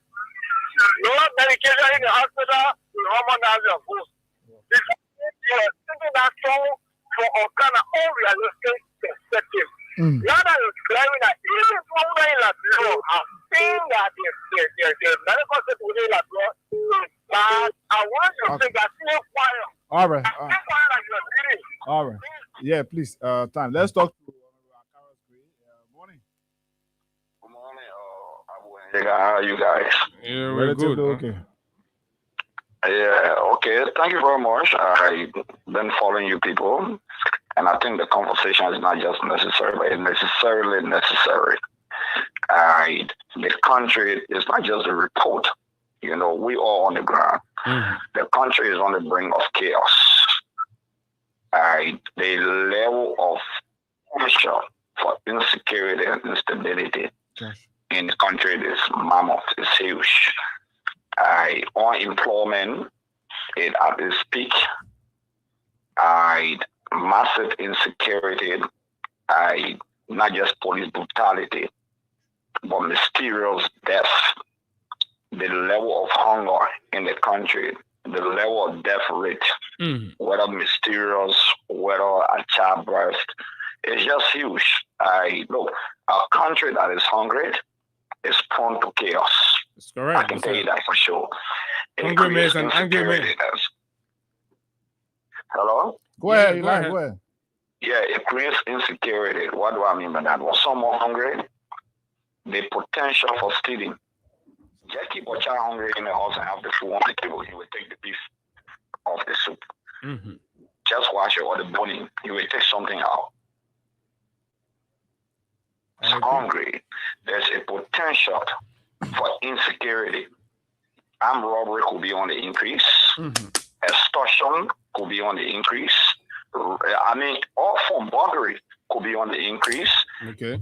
Besides that, even prostitution could be the increase. Exactly. Whether male or female. These are existing indicators for a country that has a high degree of unemployment, a country that does not have a high degree of unemployment, but the country is hungry. That's why when people want to make a comparative analysis, sometimes I laugh. What is Joseph Boyka's specialization if you want to argue about we have specialization in sport? Boyka's specialization is in the field of the redemption of hunger. Has he been able, after 14 years, to resolve this problem? Because he was 12 years vice president. Now he's 2 years president. What is the agriculture policy and its implementation? What has been done to alleviate, to allay? Nothing. Zero. Okay. So these people come to power to loot, steal, and destroy. They come to power to rescue themselves and not to rescue the population. And look at this. Under Boyka administration as Vice President of the Republic of Liberia, presiding officer of the Liberian Senate, I was sending a report between 2009 to January of 2012. 3 years. The economy of the country in terms of agreements, ranging from concessions to others, it was nothing less than 67 or 69. At the end of the day, guess what? 66 of them were declared bogus by the Auditor General of the Republic of Liberia, John these agreements. So what they know best is to sell the resources of the country, giving Mita Steel another additional years up to 2050. talk about they will review concessions. They fail to review those concessions. The bulk of those concessions they signed in, they approved them in 12 years. Look at the country today with the number of agreements under President Boyka's signature. Look at our nation today. The very B Martin that the Unity Party government castigated. That the very company that gave plane to President Boyka to fly into Lofa County. That's correct. The very company. These are inherent contradictions. Until the Liberian people be able to stand, they have to stand. I'm not saying in a violent fashion. They have to speak truth to their leaders. They have to have a non-violent protest action demanding that welfare. That's correct. Void of politics. But I mean, I'm speaking and asking. No, void of politics. Liberians have to speak out. Yeah, it's not politics. Look here. What's the priorities of the government? The country is hungry. People are selling their markets across the streets of Nigeria. Is the government beautifying the streets? Are they building new sidewalks? They break down all of the infrastructure that they made there, that those people put there. They broke everything and disbursed them. And they're doing no modernization, nothing. They're breaking the people. Yeah, I'm just saying. And the place appear more chanty. Look at what happened in 72nd yesterday. If the military barracks will know that, but group of people been there for over 30 years. They say, oh, they get an eviction order 2013, they get an eviction order 2017. So what? So what? What the police want, what the military want to do with that place now? Do they have the money? Do they have the money? Where is the money? We look in the the budget. We see nothing. Yeah, but the barracks they live in, the barracks remain challenged. Let's take care of that first. Look at all the businesses that were shut down yesterday. Look at children went to school, and that place was secured by the military. I'm not saying it's not a place of the military, but what plans do you have for your people for relocation? It's very essential. It's the government responsibility to ensure that of the people is up to standard. Make no mistake, and I see people mocking your band there. They gave you evasion order before, but you stay there. That government property, yes. At the end of the day, do you know how many persons? Nothing less than 10,000 persons will be homeless. That's correct. Nothing less than 10,000 persons will be out of businesses. Okay, Honorable Great, thanks a lot. Your input was actually confusion, and this is a very serious thing, Abu. It's very serious. The government priorities. People, you know how many children may be out of school because of the government reckless decisions? Several. To open alleys, to break down businesses along the roadside, and they are not ready yet to visit. They're bringing more hardship on the people, and that's why the people should not vote this government. George Williams have never ever done that to the Liberian people, to make them homeless during the period of rainy season, to destroy them. He has never done that. Thank you very much. Thanks a lot, Honorable Akara Moses Gray, of course, taking our home on that. But folks, fellow Liberians, these conversations are meant, right, to awake in you that spirit of taking initiative, to redeeming yourself. I mean, the governments are instituted for the welfare of the people. And if a government contradicts that sacred principle, then of course the people must remind the government through constructive, civil, democratic means to say, no, this is not what we elected you for. And that's what Liberians are not doing. They're sitting supinely. In fact, they're justifying these actions and making the government feel, okay. But the more they do it, the more they're harming the people. How you go, you break the people. So what thing the AFL come in be there? They come in be a unit. Where the money coming from? They play the air, they buy the horses at the inn. If person, we are not going to go to renovate some of those ones. They could be living on leaking roofs. The existing barracks, go there and see the conditions. Right? Develop these ones. We're not saying that not your land, that your land. But, I mean, you just want to be seen as breaking places. Look at this, Bourgeois Island, Y'all can your book, both the place as if they say tomorrow you're starting construction. The whole place looking there. I don't know. This is unacceptable. This break Crime Stopper Liberia. When we come back, we talk labor issues. Then we will know whether government actions and decision. The people are losing their jobs. They're selling Liberian job. Family heads don't have anything. And then the government is harshly breaking their homes, and the women establish small market stores along the road and selling small goods to keep putting food on the table. Government is also breaking that one down. What is happening to Liberia? We'll talk labor right after this break.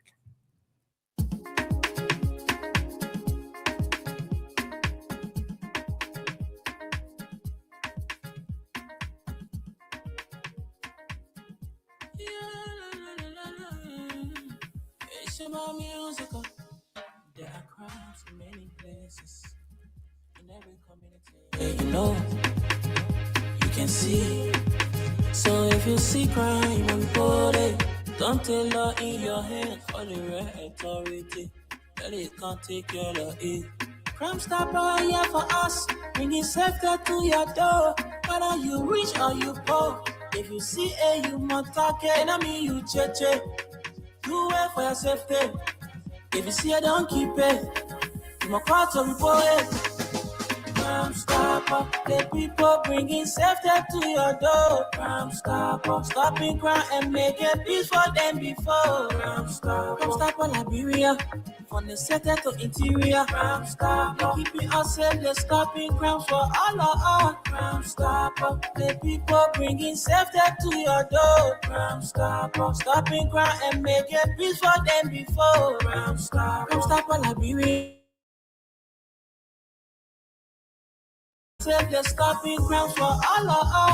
Crime Stopper Liberia is your community crime fighting partner. Don't take the law into your own hands. Remember, if you see a crime, report it. This is a message from your own self, Old Man Sam Cyan. Crime Stopper, the people bringing safety to your door. Crime Stopper, stopping crime and making peace for them before. Crime Stopper Liberia, from the center to interior. Crime Stopper, keeping us safe, they're stopping crimes for all of us. Crime Stopper, the people bringing safety to your door. Crime Stopper, stopping crime and making peace for them before. Crime Stopper Liberia, from the center to interior. Crime Stopper, keeping us safe, they're stopping crimes for all of us. Okay, Crime Stopper Liberia is the official sponsor and partner of the conversation. This is the Freedom Money Rise on Freedom 87.9. My name is Abu, and of course, you guys here together. We are serving you this breakfast, and of course, we are on the final lap of the conversation this morning. We're going to be talking labor matters with is it the executive director, the Liberia Labor and Governance Alliance.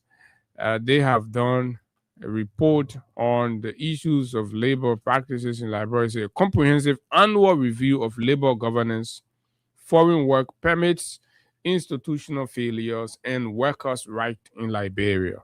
So we'd like to know from them, what did the review uncover?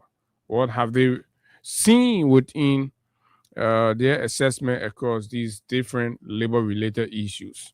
And to talk about that, there's no better person to do it but Mr. George Tengbe, who's preceded. George, good morning. Welcome. Yes, Abu, thank you very much. Good morning to you and your co-host, Dekega, and to the Liberian people. It's good to be here, and it's good to have these conversations, because if we don't unearth these things, then it means we are not creating a cemented road for change. So it's good to be here. Happy New Year. Yeah, Happy New Year, Chief. But the New Year not happy at all. So how? Things are still, not good yet. We will still have challenges. See, you agree with Mr. Cummins when he said nothing has changed? I wouldn't say nothing has changed, but yeah, relatively, mostly those things that are supposed to affect, the daily lives of. So something have changed. I would say some things have changed. There has been some changes, of course. Okay. So let's talk about that. You from the Liberal Labor and Governance Alliance. So let's look at your annual review on labor governance, foreign work permits, and institutional failure in workers' rights. The executive summary highlights some very important conclusions, but I'd like you to set the stage. Talk to us about this whole review. What did they focus on, and why was it important? Yeah, thank you very much. So, over past times and for many years in our country, we have never had the situation where there will be an independent organization aside from the Liberal Labor Congress, which of course that we know has some issues for which they are not so much dormant now, but you can see that they are not actively engaged into these issues where policy-driven matters emanating from the Ministry of Labor in the private sector, emanating from the CSA in the public sector, are not being discussed. I mean, there are no policy review information to support the workings of government for the good of the people. So against that, it was very good that the Liberal Labor and Governance Alliance come into play, and owing to the fact that we were, some of the people that were fortunate to get international scholarships to study and have internships and training programs at international labor organizations, European Trade Union Congress. So it was only important that we come back to our country to devote our quota. However, let me start the conversation by saying, in the period 2022, the fiscal year budget of 2022, the fiscal year budget of 2022. We're going into the report now, right? Right, definitely. And I'm trying to provide a glimpse of the conversation. So in the year 2022, I can still recall the Ministry of Labor budget was at 2.1 million. Okay. Now that budget was being used for the operations of the Ministry of Labor. Against that, in the recast budget of that same period going towards 2023, there was another supplementary budget. I think it was around 1.2 or 1.3 million. I stand to be corrected. Okay. Now, I'm trying to raise this argument to say that at that time, we were transitioning into the election period, right? So there were arguments that this Ministry of Labor under this administration is weak, right? They are not doing good. They are not doing better. Judging by the size of the budget. Judging by the size of the budget. So even though at that time they were not flagging issues of nepotism, corruption, tribalism, and favoritism, but there was the argument that it was not doing good. So a new government transition. Okay. Currently, fast forward, we have a budget at the Ministry of Labor of 2.4 million. That is the current budget. 2.4 million. Yeah. And what was it in 2022? It was 2.1 million. Okay. So the budget has increased, right? 0.3. So that is a positive step, I would say. However, there is still a huge level of neglect. So those things that were flagged, that were wrongs, that were crimes, that were issues, union busting, the workers not being represented, their interests, not being considered, XYZ, they are even, happening now on a more exponential level. Okay. So then our question is, was it fair that the budget increased at the Ministry of Labor? Yes, it was very fair. Can the current budget, of course, support the operations of the Ministry of Labor? I don't think so. 2.4 million cannot sufficiently support that entity. However, one will want to argue, but then the ministry is generating more revenue through the alien registration, process. What happened to all of those money? The money that we get here, federal Liberians, the money goes through the LRA, but it does not mean that the money you can hear that the real money that can come to the ministry, because we reported issues of corruption where individuals at the Ministry of Labor. So what are you trying to say? You're trying to say that the work permit money that they can announce is lesser than what they can, of course, yes, generate. Because if it was not less, how then I fake receipts everywhere? We also came with documents we can share with. Okay. Which will come to. But let's look at your executive summary. You levied some allegations that I want you to go in more. You said the year 2025 exposed severe governance failures in Liberia's labor sector, characterized by widespread corruption, ethnic favoritism, illegal work permit transaction, systemic exclusion of qualified Liberians from employment opportunities. I'd like you to go deep into that. So let's try to go a little bit. Do you have the facts to validate those claims or conclusions about the labor sector or the ministry in particular? I'm going to narrate it for you now. If you don't, if you want to get more facts, you can go to the Ministry of Labor.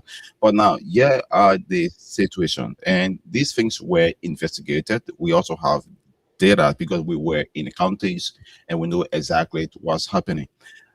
Let's go to the Ministry of Labor now. The issue of nepotism, favoritism. I mean, for every time I have this conversation, at the end of the day, my inbox will be full with threats. You understand? But the realities are there. You have a minister that comes from one tribal background. Okay. Now, this is not a message to say that I hate the Gio people. No. The message is about mismanagement of the sector. The minister proper is a Gio man. The deputy minister for administration is a Gio man. But the president sees fit in them. Yeah, thank you. And so what is the problem with that? So the problem is, how then are we considering appointment in government? Are we actually reviewing? Is that a specific committee set up to review the portfolio of individuals appointed by the president? So is that a labor ministry issue, or is that it is a holistic problem? But then, if it is a holistic problem, it also draws down to the Ministry of Labor. How? Because but when you highlighted in your report as as an issue, so you can put that on the ministry because there is no law or there is no establishment, there is no structure that says appointments are supposed to be in this format.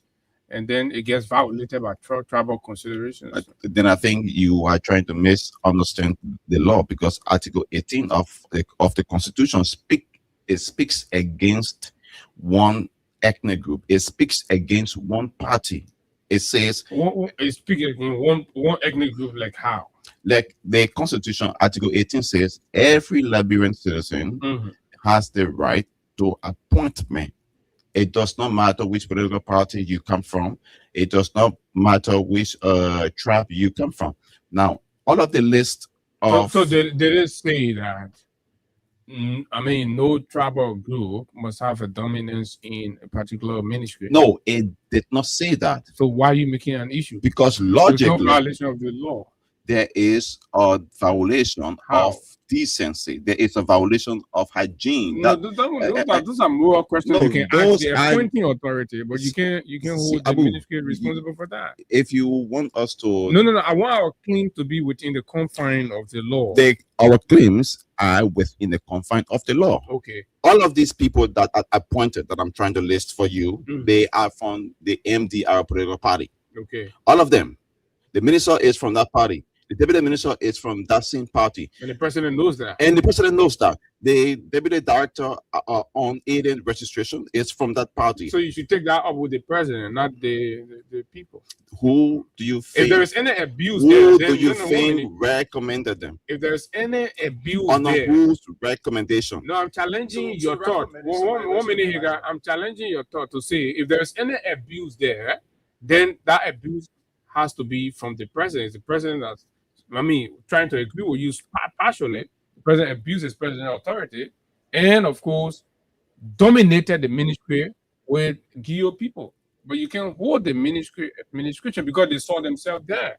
The president appointed them. They did not form themselves and go and take over the ministry. The president appointed them. Agree. But they got like the assistant ministers, the directors. All of these guys were appointed on recommendation by the Judge, you gotta be audible. by the minister. Now, sorry. Go ahead. Be audible enough. Thank you. So, the deputy directors, take for an example, directors on labor standards that are also coming from the same tribal group. Are you also saying that? Let's listen to the tribal thing before we take all the time on it. Let's talk about corruption. You see, there's corruption there. Yes, definitely. We have issues. We have public, not just issue. We have made public series of documents to show that the commissioner for Lower Margibi County was involved into corruption. He collected a fine of over $5,000 that should have been paid through the NRA, but it was not paid through the NRA. He created his own customer receipt. We have published these things. They are on Facebook. We even wrote the ministry to take action. They have done nothing, only because with the relative of the vice president, so he is untouchable. Now, that is not just all. When we mention corruption at the sector, in recent time, Matthew Jones was dismissed. Allegedly, they said he took $1,000 that should have gone to the NRA for work permit fee. That meaning he reduced the work permit fee, and from 3,000 to 1,000, he pocketed that money. So he was pocketed the 1,000 or just 2,000. The 1,000, it means he only took 1,000 for the permit. It means he reduced the permit fee and he took that money. But the reality is, he gave out the permit according to the Ministry of Labor. That was the reason why he was dismissed. He was dismissed for defrauding the ministry. So the thing is, if you can dismiss Matthew Jones for allegations of corruption, how then you cannot punish or dismiss the Labor Commission for Margibi County? How then do you cannot recommend a punishment for Assistant Minister Emmanuel Zor when we publish again a document that he issued temporary work permit outside of his jurisdictions? How then will you say you will only suspend the assistant director on aided registration at the Ministry of Labor? You said because of miscommunication, he should have not responded to an email confirming that he will provide work permit. How does those render the entity corrupt or a place of corruption? When money that should be for a specific purpose, when they are not for that purpose, when they are considered for an individual pocket. For example, how much money are we talking about? What's $5,000 for the commissioner for Lower Margibi County? He collected that money. 3,500 plus 1,500. That includes the total fine if you don't have the lawful work permit to operate in Liberia. Okay, that money was pocketed. Okay, by him. He customized his own receipt and he used that money. We have documents to it. These are not allegations. These are facts. The ministry has not come out to say anything.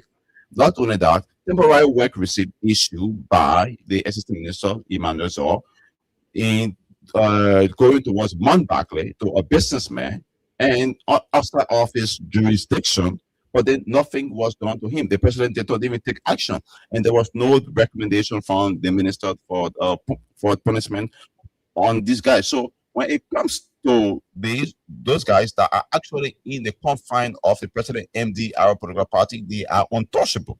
But when it comes to other people at that same ministry, then they go into punishment, severe punishment, either dismissal or suspension without pay for 2-3 months. So these things, they channel the variety of mismanagement that actually leads to corruption. So you're concerned about the inequality in the place in terms of prosecuting or punishing people alleged out of corruption. That is the reason why we say the high level of favoritism. It only came because of the tribal bound that we have at the Ministry of Labor. The contract has been terminated effectively immediately as of December 31st. But guess what? It means some labor inspectors, labor coordinators, and commissioners, their contract has been terminated. This is not a secret anymore. It is open. So what does that mean? So, but there are other people that comes from the background of the MDR.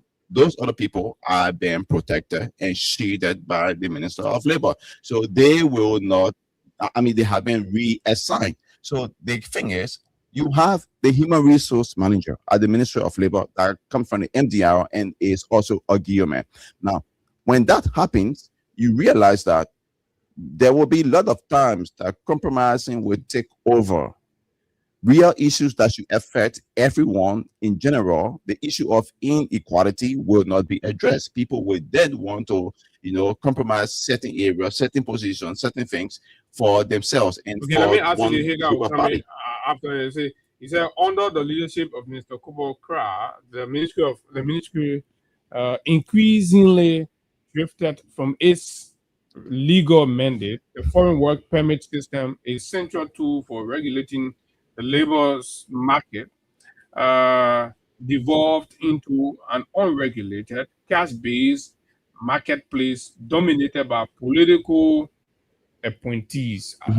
Talk to us about that. So, political appointees are the people that were appointed. No, I understand that. Yeah, but the general claim about the ministry drifting from its... of course, definitely.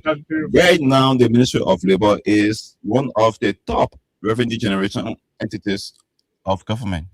It is not a closed secret. It's open. And what's the problem with that? So that means the core function of the Ministry of Labor, according to the act that created that ministry, is to support and defend workers. Is to enforce the Decent Work Act of Liberia. Is to make sure that Liberian workers are protected 100% on the job. Are they not doing that? No, those things are not being done. We have documented cases. So because they're enforcing foreign work permit, that means they're not focusing on protecting workers. Then it tends to question why the ministry was even created. I just explained. It was created to support and defend workers. It was created to enforce the Decent Work Act of Liberia, our labor law. Now, you spoke about working in the confines of the law. The law doesn't prohibit the issuance of work permit to foreigners. The law did not and will not. When you follow the Ministry of Labor workings, at the time, Minister Tewon Gonglo was then Minister of Labor. It was at that time the work permit issue came up very heavily. And at that time, the fee was around $700. I stand to be corrected. But the reason why that fee came up, it was because the minister at the time said he wanted to create the situation where there could be a total discouragement of foreign workers occupying positions that Liberian can do in our country. This current minister, of course, you remember it was at 1,000. Yes, increased to 3,000, and we were the one that were even advocating for the fee to go up. You have foreigners, yeah, so definitely. So the thing is, what are those measures that we are setting in place to make sure that foreigners don't occupy these jobs? One of them, you advocate for increment in the fees, and the ministry and the government hear that, and they've increased the fees. Then no, but increment in the fee was not our only advocacy. We were advocating that the fee be increased so that it would discourage companies, and then we were also advocating for the full implementation of the Bureau of Employment at the Ministry of Labor. We need to see that bureau expanded so that when foreign companies come to our country and they have jobs or positions for foreign nationals to occupy, the Bureau of Employment will make sure that those positions are advertised on their website. There is a thorough vetting taking place where people will apply to the bureau. The bureau will be part of that investigation to make sure that everyone occupying such a position has followed our law and that no Liberian in our country is qualified. If I'm getting it correct, so that system will compel foreign businesses to hire through the bureau? Of course, every company, every foreign company in our country, and that is supported Will by. the bureau have that capacity to do that? Be the HR for foreign companies? No, the bureau is Are not. you not creating another window for corruption and compromise? No, the bureau will not be the human resource manager for any company. The bureau will sit as an independent body, responsible and ready to vet every foreign national that apply for a job. Take for an example, Abu and Hagar Construction Company. You are a foreign company and you want to hire people. You will inform the bureau these vacancies exist here, and we want you to see them. Now, when foreigners apply for those posts, it is your responsibility, or it is the bureau responsibility, to go to the company and make sure that those posts, there are no Liberian in the country qualified for those jobs. So those jobs should be posted on the website of the Ministry of Labor under the Bureau of Employment. That is what happening. Are these things spent on? What did you review? So the entire fiscal year 2025 on the review, there was not a single day that the Bureau of Employment at the Ministry of Labor published. I challenge anyone from the Ministry of Labor to open the website and show us where they published a vacancy from ArcelorMittal, from Bangli, from China Union, where these vacancies were published, and there were no qualified Liberian in the. Are they the one that's supposed to publish? The bureau is responsible. That is why you were created.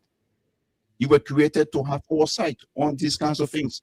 So if you are not doing, the bureau is supposed to approve the vacancy, and then the agencies or the companies go and do the scouting. How then do you approve the vacancy? No, the positions come to you from the company. Okay, you confirm that these are not within the bracket of the jobs reserved for Liberians. Yeah, you can go ahead and do your recruitment. So Abu, so that's how it's supposed to be. Let me ask you this.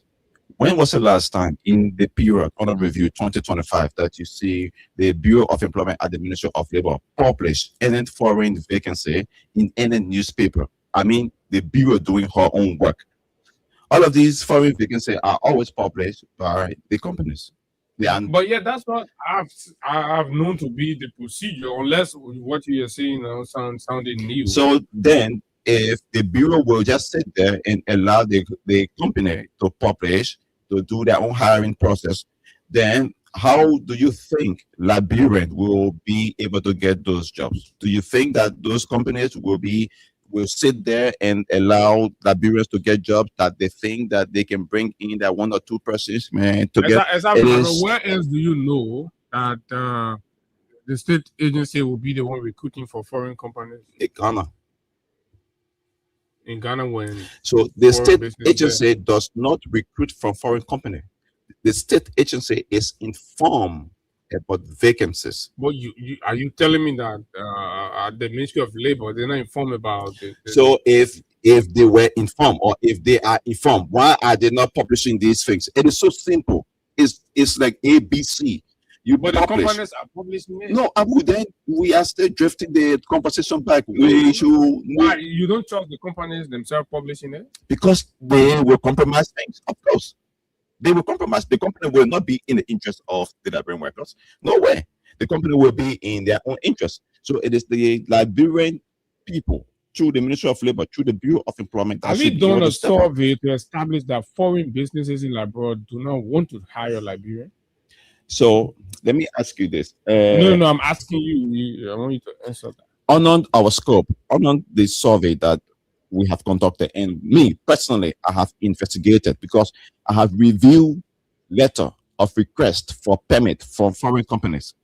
And those letters, take for an example, one came from Bangli, where he was requesting the Ministry of Labor to provide or to approve work permit for over 60 workers, foreign workers. The letter was so vague. It tells you, hello, we are Bangli, we are a subsidiary to China Union. We are writing to request the immediate acceptance or the provision of work permit for these workers. These workers are to do a technical job for this company. And that letter did not explain nothing further. Now, what are those technical jobs? We don't know them.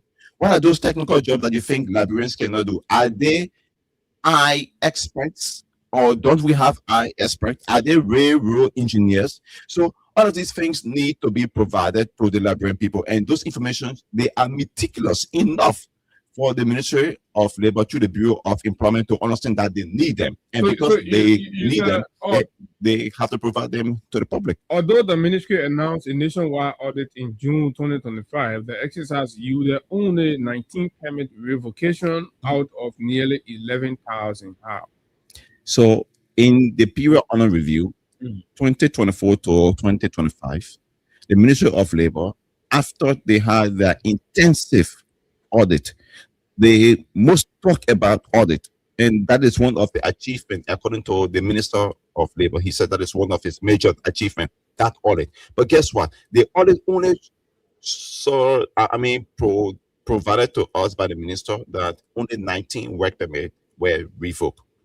Our question is, you conducted all the other permits are legit. Yes, you conducted. And do you have a problem with that? Of course, go to League Foco. Yeah, in Iseonta, Bushra, sir, going down. You will find foreigners doing jobs that are bringing to even times 20. Go to some other companies, SWAT, supplying West Africa. You will see the same thing. Guess what these guys do? And this is the reason why I keep saying the Bureau at the Ministry of Labor is dead. Because these guys will go to the Ministry of Labor and say, I'm applying for work permit to serve as a manager. So on paper, they're going to be a manager, right?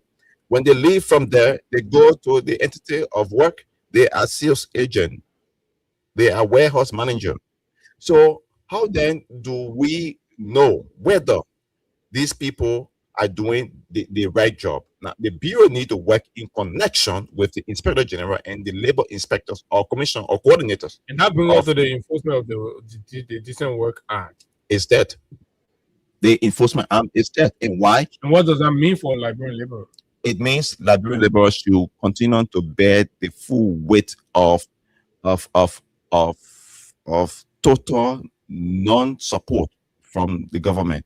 This means Liberian workers, this Ministry of Labor, through the government of Liberia is not ready to support you. And this is simple.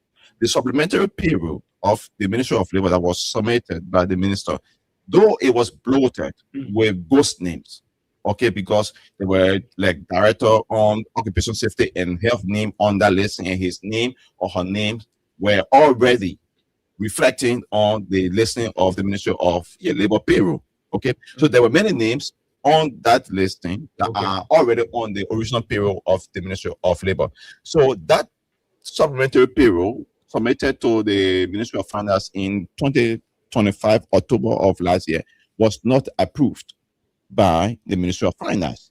It was denied. Now, because of that denial, many labor inspectors, and I can confirm today that signed contract with the ministry since the ministry took over under this new administration, their contracts has been terminated because the justification is the ministry don't have the money because the supplementary period was not improved. So it means the Ministry of Finance, the government of Liberia, is also helping to create more situations where Liberians workers, in different parts of the country will be left in limbo because the budget will be matches, so that means there will be no inspectors. Of course, because supervision and of course inspection at the different areas to know whether the companies are adhering to the Decent Work Act and of course the rights of those Liberian workers. I agree. That is the exact thing I'm saying. And on that part, I support the Minister of Labor. The money, the budget for that ministry cannot take for an example in this year budget. The compensation of employees at the Ministry of Labor is 1,400,000. How you support the minister on that part when you yourself have said the minister have bragged that they have raised more money, right? This time around, and yet they cannot pay labor inspector. They raised more money. The money that he provided that they have raised, where is it going? It's going through the NRA. So it means the Ministry of Labor is supporting the budget of Liberia, the national budget. So the money is not going in the coffers of the Ministry of Labor; it's going through the NRA. So it was. Yeah, but that should inform contribution to the ministry. Thank you. So why is the contribution not supported?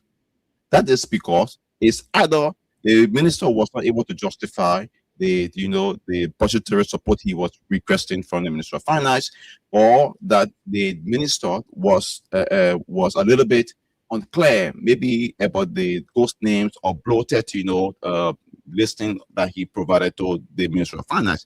Those are possibilities. We don't know yet, but like I said, on that part, the approved budget of 1.4 million for compensation at the Ministry of Labor is even below the office of the vice president and of the president's wife, the office of the first lady. The office of the first lady budget is 1.5 million. So it means the Minister of Finance approved and improved the office of the first lady budget to be better than the compensation of the workforce at the Ministry of Labor. And this is a slap in the face, because you need labor inspector for every district. You need 2 or 3. You need labor commissioners. You need coordinators. And these coordinators are regional.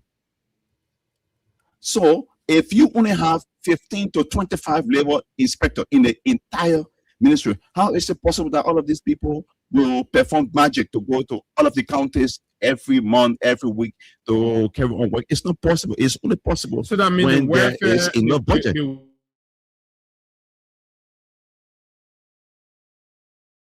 It is not guaranteed. And I give you an example. There was a time that we went to Channel Union in Bombing County, and it was surprising to know we posted a picture of a worker that lost his 4 toes at job site, the Channel Union. Now that worker, up to present, he has not received justice. Up to present, we were told, because when we went there to investigate, we were told that labor inspectors and commissioners went there to Channel Union to investigate that case, to inspect.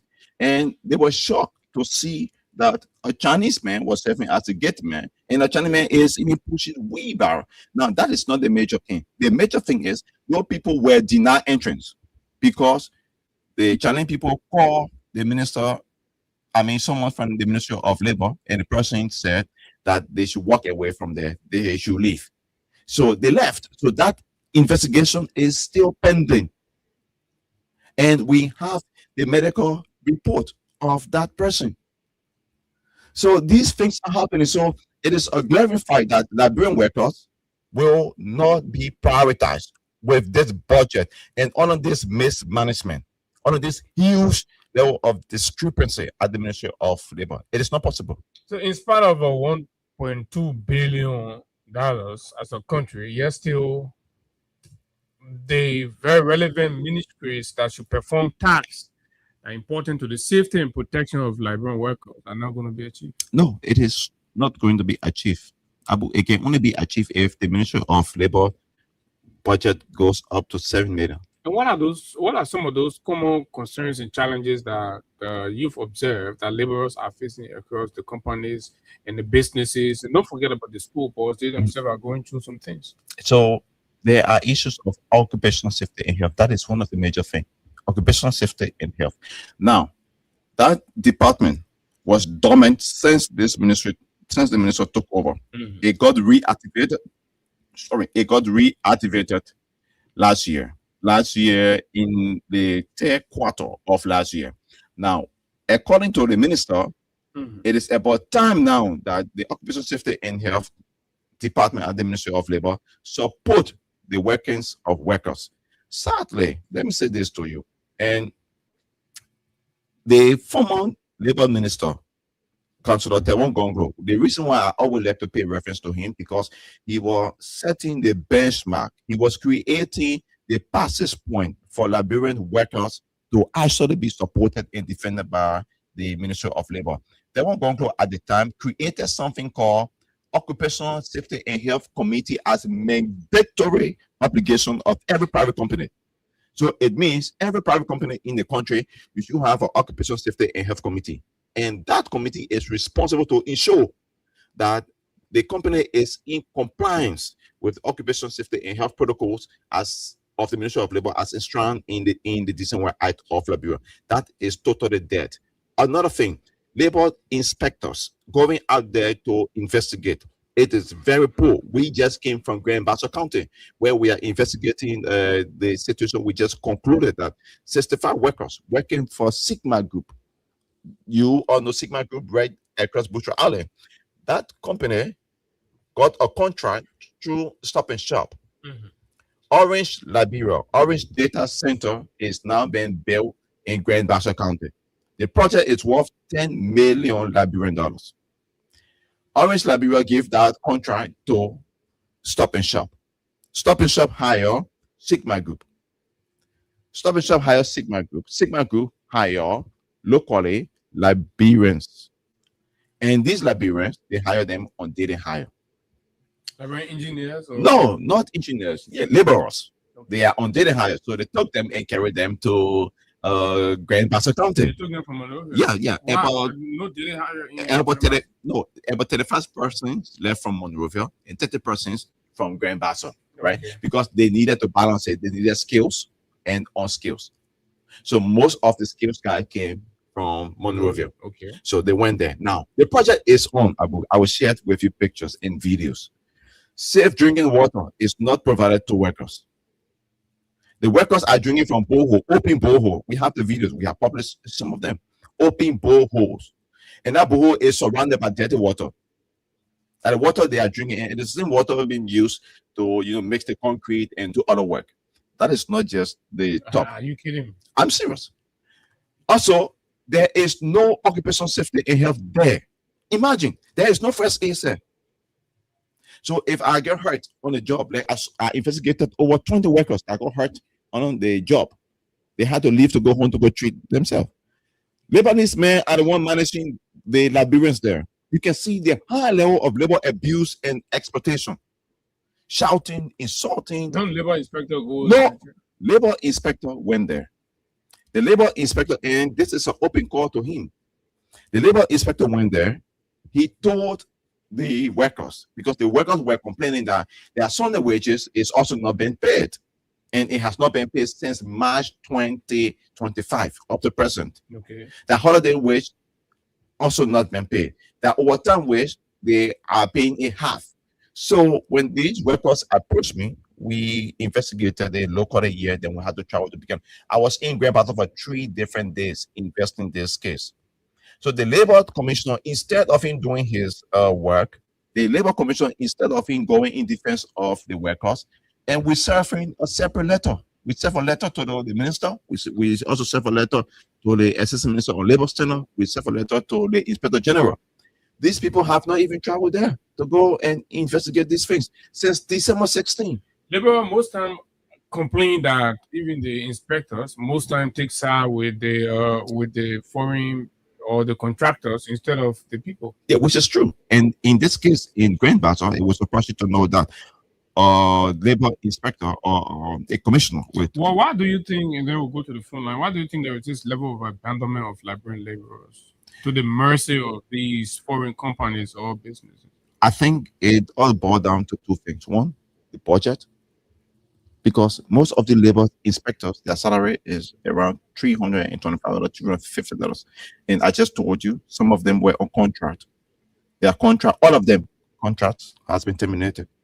They are reassigning some of them based on favor from the minister, based on favor from the human resource director at the Ministry of Labor. So these things are the bedrock issue. If you pay someone low, how then do you expect them to perform magic? Do you think they will really be in the interest of the Liberian workers? They will be in the interest these were concerns, of President Waka. These were concerns you guys can bear me with President Waka campaign on, promising factory workers that they were going to be taken care of and their life are going to be better when he becomes president. As the commitment comes from that end, can the Liberal state be hopeful that this mayor is going to rescue their condition? This can only be done on few conditions. One, there should be an improved budget of the Ministry of Labor. That is the first thing. 2, you said there are corruption at the Ministry of Labor. You said they should carry money. Of course, improve the budget and then reshuffle. the executive directors or the cabinet administration of labor. If possible, we are calling for the immediate resignation of the minister because he hasn't done anything for the workers, because he does not care. You will only see that minister going to investigate when people of his kind, when his kinsmen are involved. And this is a challenge to him. If he wants to have a debate with me, it's fine. We can prove these things. When situation took place in Nima County that involved metal workers and some other contractors, the minister rushed to Nima County. But guess what? The situation that took place in Kinjor is still unresolved. We have raised so many issues, written the ministry so many times. They have not investigated some of these things. Okay. So, of course, these things are happening, and it is sad for our country, Abu. His name is George Tengbe, and of course, these conversations are conversations that you can't just end up on. And the lines are already buzzing. 0776 104 6500 104 plus 231 6500 104 are the numbers. Probably you have a case or you have an experience that you want to bring up and ask our guests to elaborate more on. This is your opportunity. Let's begin with this call. Good morning. Good morning. Hello. Yeah, I'm back with a story of the man there means this. Don't tell him his stuff. Not getting his argument. I mean, what's your concern? Do you have a question? Okay. Okay. Hello. Hello. Good morning. Yeah, my name is Ibrahim. Go ahead. Yeah, I went also with a company here in Constitutional Land Commission. Okay. The company, we don't have state people, we have no medication. That's absolutely. So I really want to reflect it. The Madina Rock Crusher, they're also violating your labor right. Yeah. All of you are working there. Yeah. All right, thank you. We didn't even talk about the public sector workers. Good morning. Our absent brother. How do you know if they had a football class or is it to you people? But they only get it for your job. I mean, you call your name. Yeah, this is Teresa. Your dear brother. So, in your side, you get the incompetent men people for yes, the whole system is damaged. About planning, you have to think so to press one time. Nothing else do. The guys are comfortable on the weight of their own aptitude. The guys are headed and seriously doing the level job. Okay, thank you very much. Good morning. Good morning, Abu. Morning. I have to meet up your people again. Go ahead, General. Okay, I am for the budget, right? Mm-hmm. So I want to ask my brother this budget that you put to your farm, 1.2 billion, this budget was all the president for all of water, we are going to do 1.2 billion. I want to get the part of the same people. I want to know, why are you taking billion? I'm trying to give it to you. Why are you taking this 1.2 billion? So what is budget to be from? I don't know where you are. I want to go. But this man, he's feeding. Thank you. All right, thank you very much. But he is not part of those who, are steering the ship, right? He is an activist. 0776 104 6500 104. Like 2 calls or so. But listen to the first batch of callers. George. So the callers just solidify my argument, and they solidify the report that we have presented to the Liberian people. Okay, let me squeeze this. Good morning. Good morning, Chief. How are you doing? I'm fine, sir. Let's hear you. Okay. My name is Sarah Escola, calling you personally from Chiquito Factory. Mm-hmm. Okay. Let me say thank you to your studio guest. And I work with GVO in Grand Cook County. Okay. I want to appreciate him this morning for the exposition. And I also want to inform you that all the explanation he gave this morning is 100% right. But then, my only part about it, maybe you don't have the opportunity to go in his office. But is happening here than what is happening in Tori. My brother, you can take my number. I can invite you to Grand Cook County, you come and see the DB company and see how that grand and suffer. Yeah. Okay, thank you very much. Good morning. Hello? Good morning. Yeah, good morning, sir. Go ahead, you're live on the radio. Yeah, President Narankwe calling about $30 podcast. Let's hear you from Seti Brother to Rap Plus. Do you work there? Yeah, but this is last year when no man is going, we very sorry in the company to be fair. 3 years. You know what I mean? But they say the government people are supposed to go see your condition and take some action. And they say the government now move them from the period their contract expired. They no money there to pay them, so almost nobody going to be seeing your condition. The 30 months on pay. The photo do yeah, I want that the bad companies too much. I hear your man in the background, but I want one message for the president. Wait, listen. The president. Hello, my friend. The president is listening to you now. You get one message for the president as a Liberian laborer. What would you want to say to the president this morning? I want the president to come to our kid. What I want to say, look for money. And then went for hospital telephone. If you go to the man, for hospital telephone, and then go to the state for money. You get away with the platform. If they just now, that is if all of the company warrior, they are. The man went with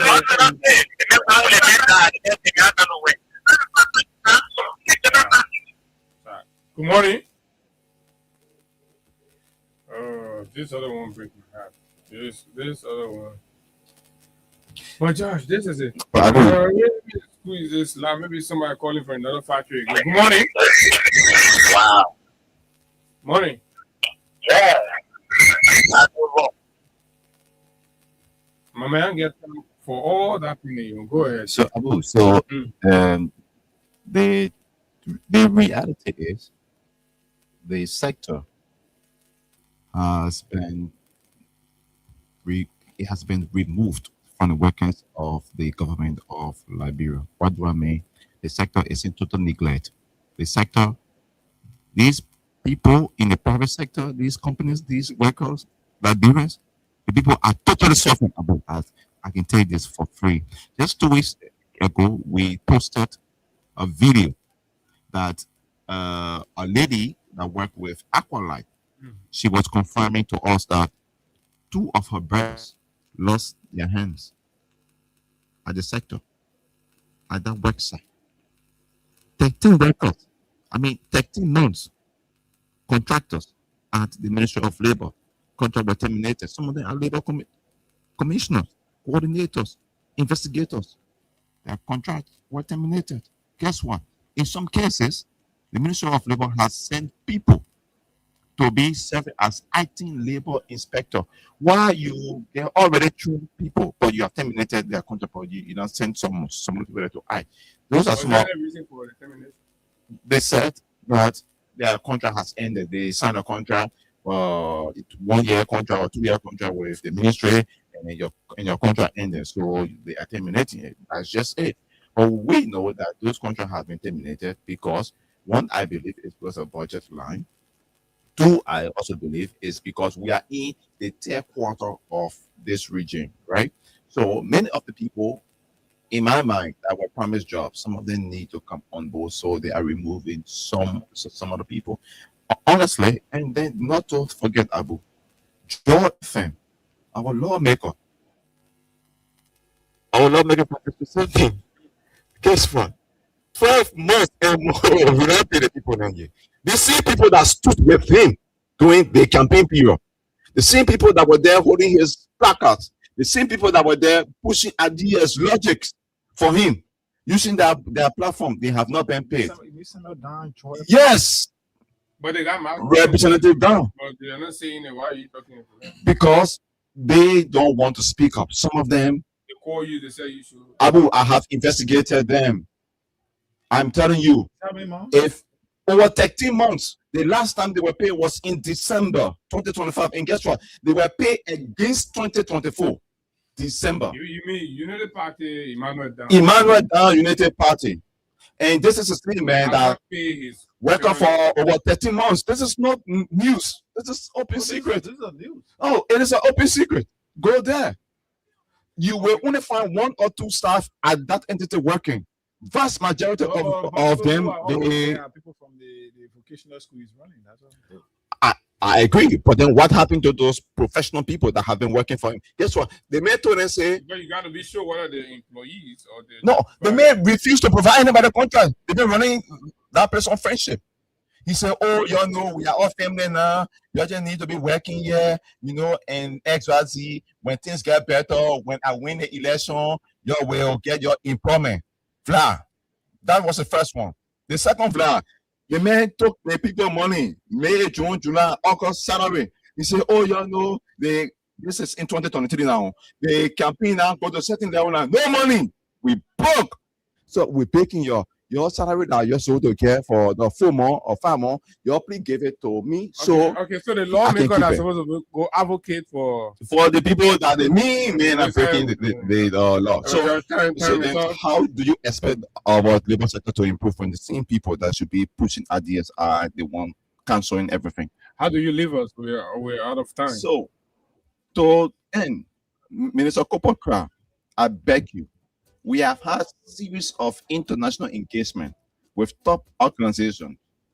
You have to improve the child labor standards of the Ministry of Labor. The Ministry of Labor scored F in our annual labor report, and guess what? On child labor component, they also score F in the U.S. Department of State on Labor.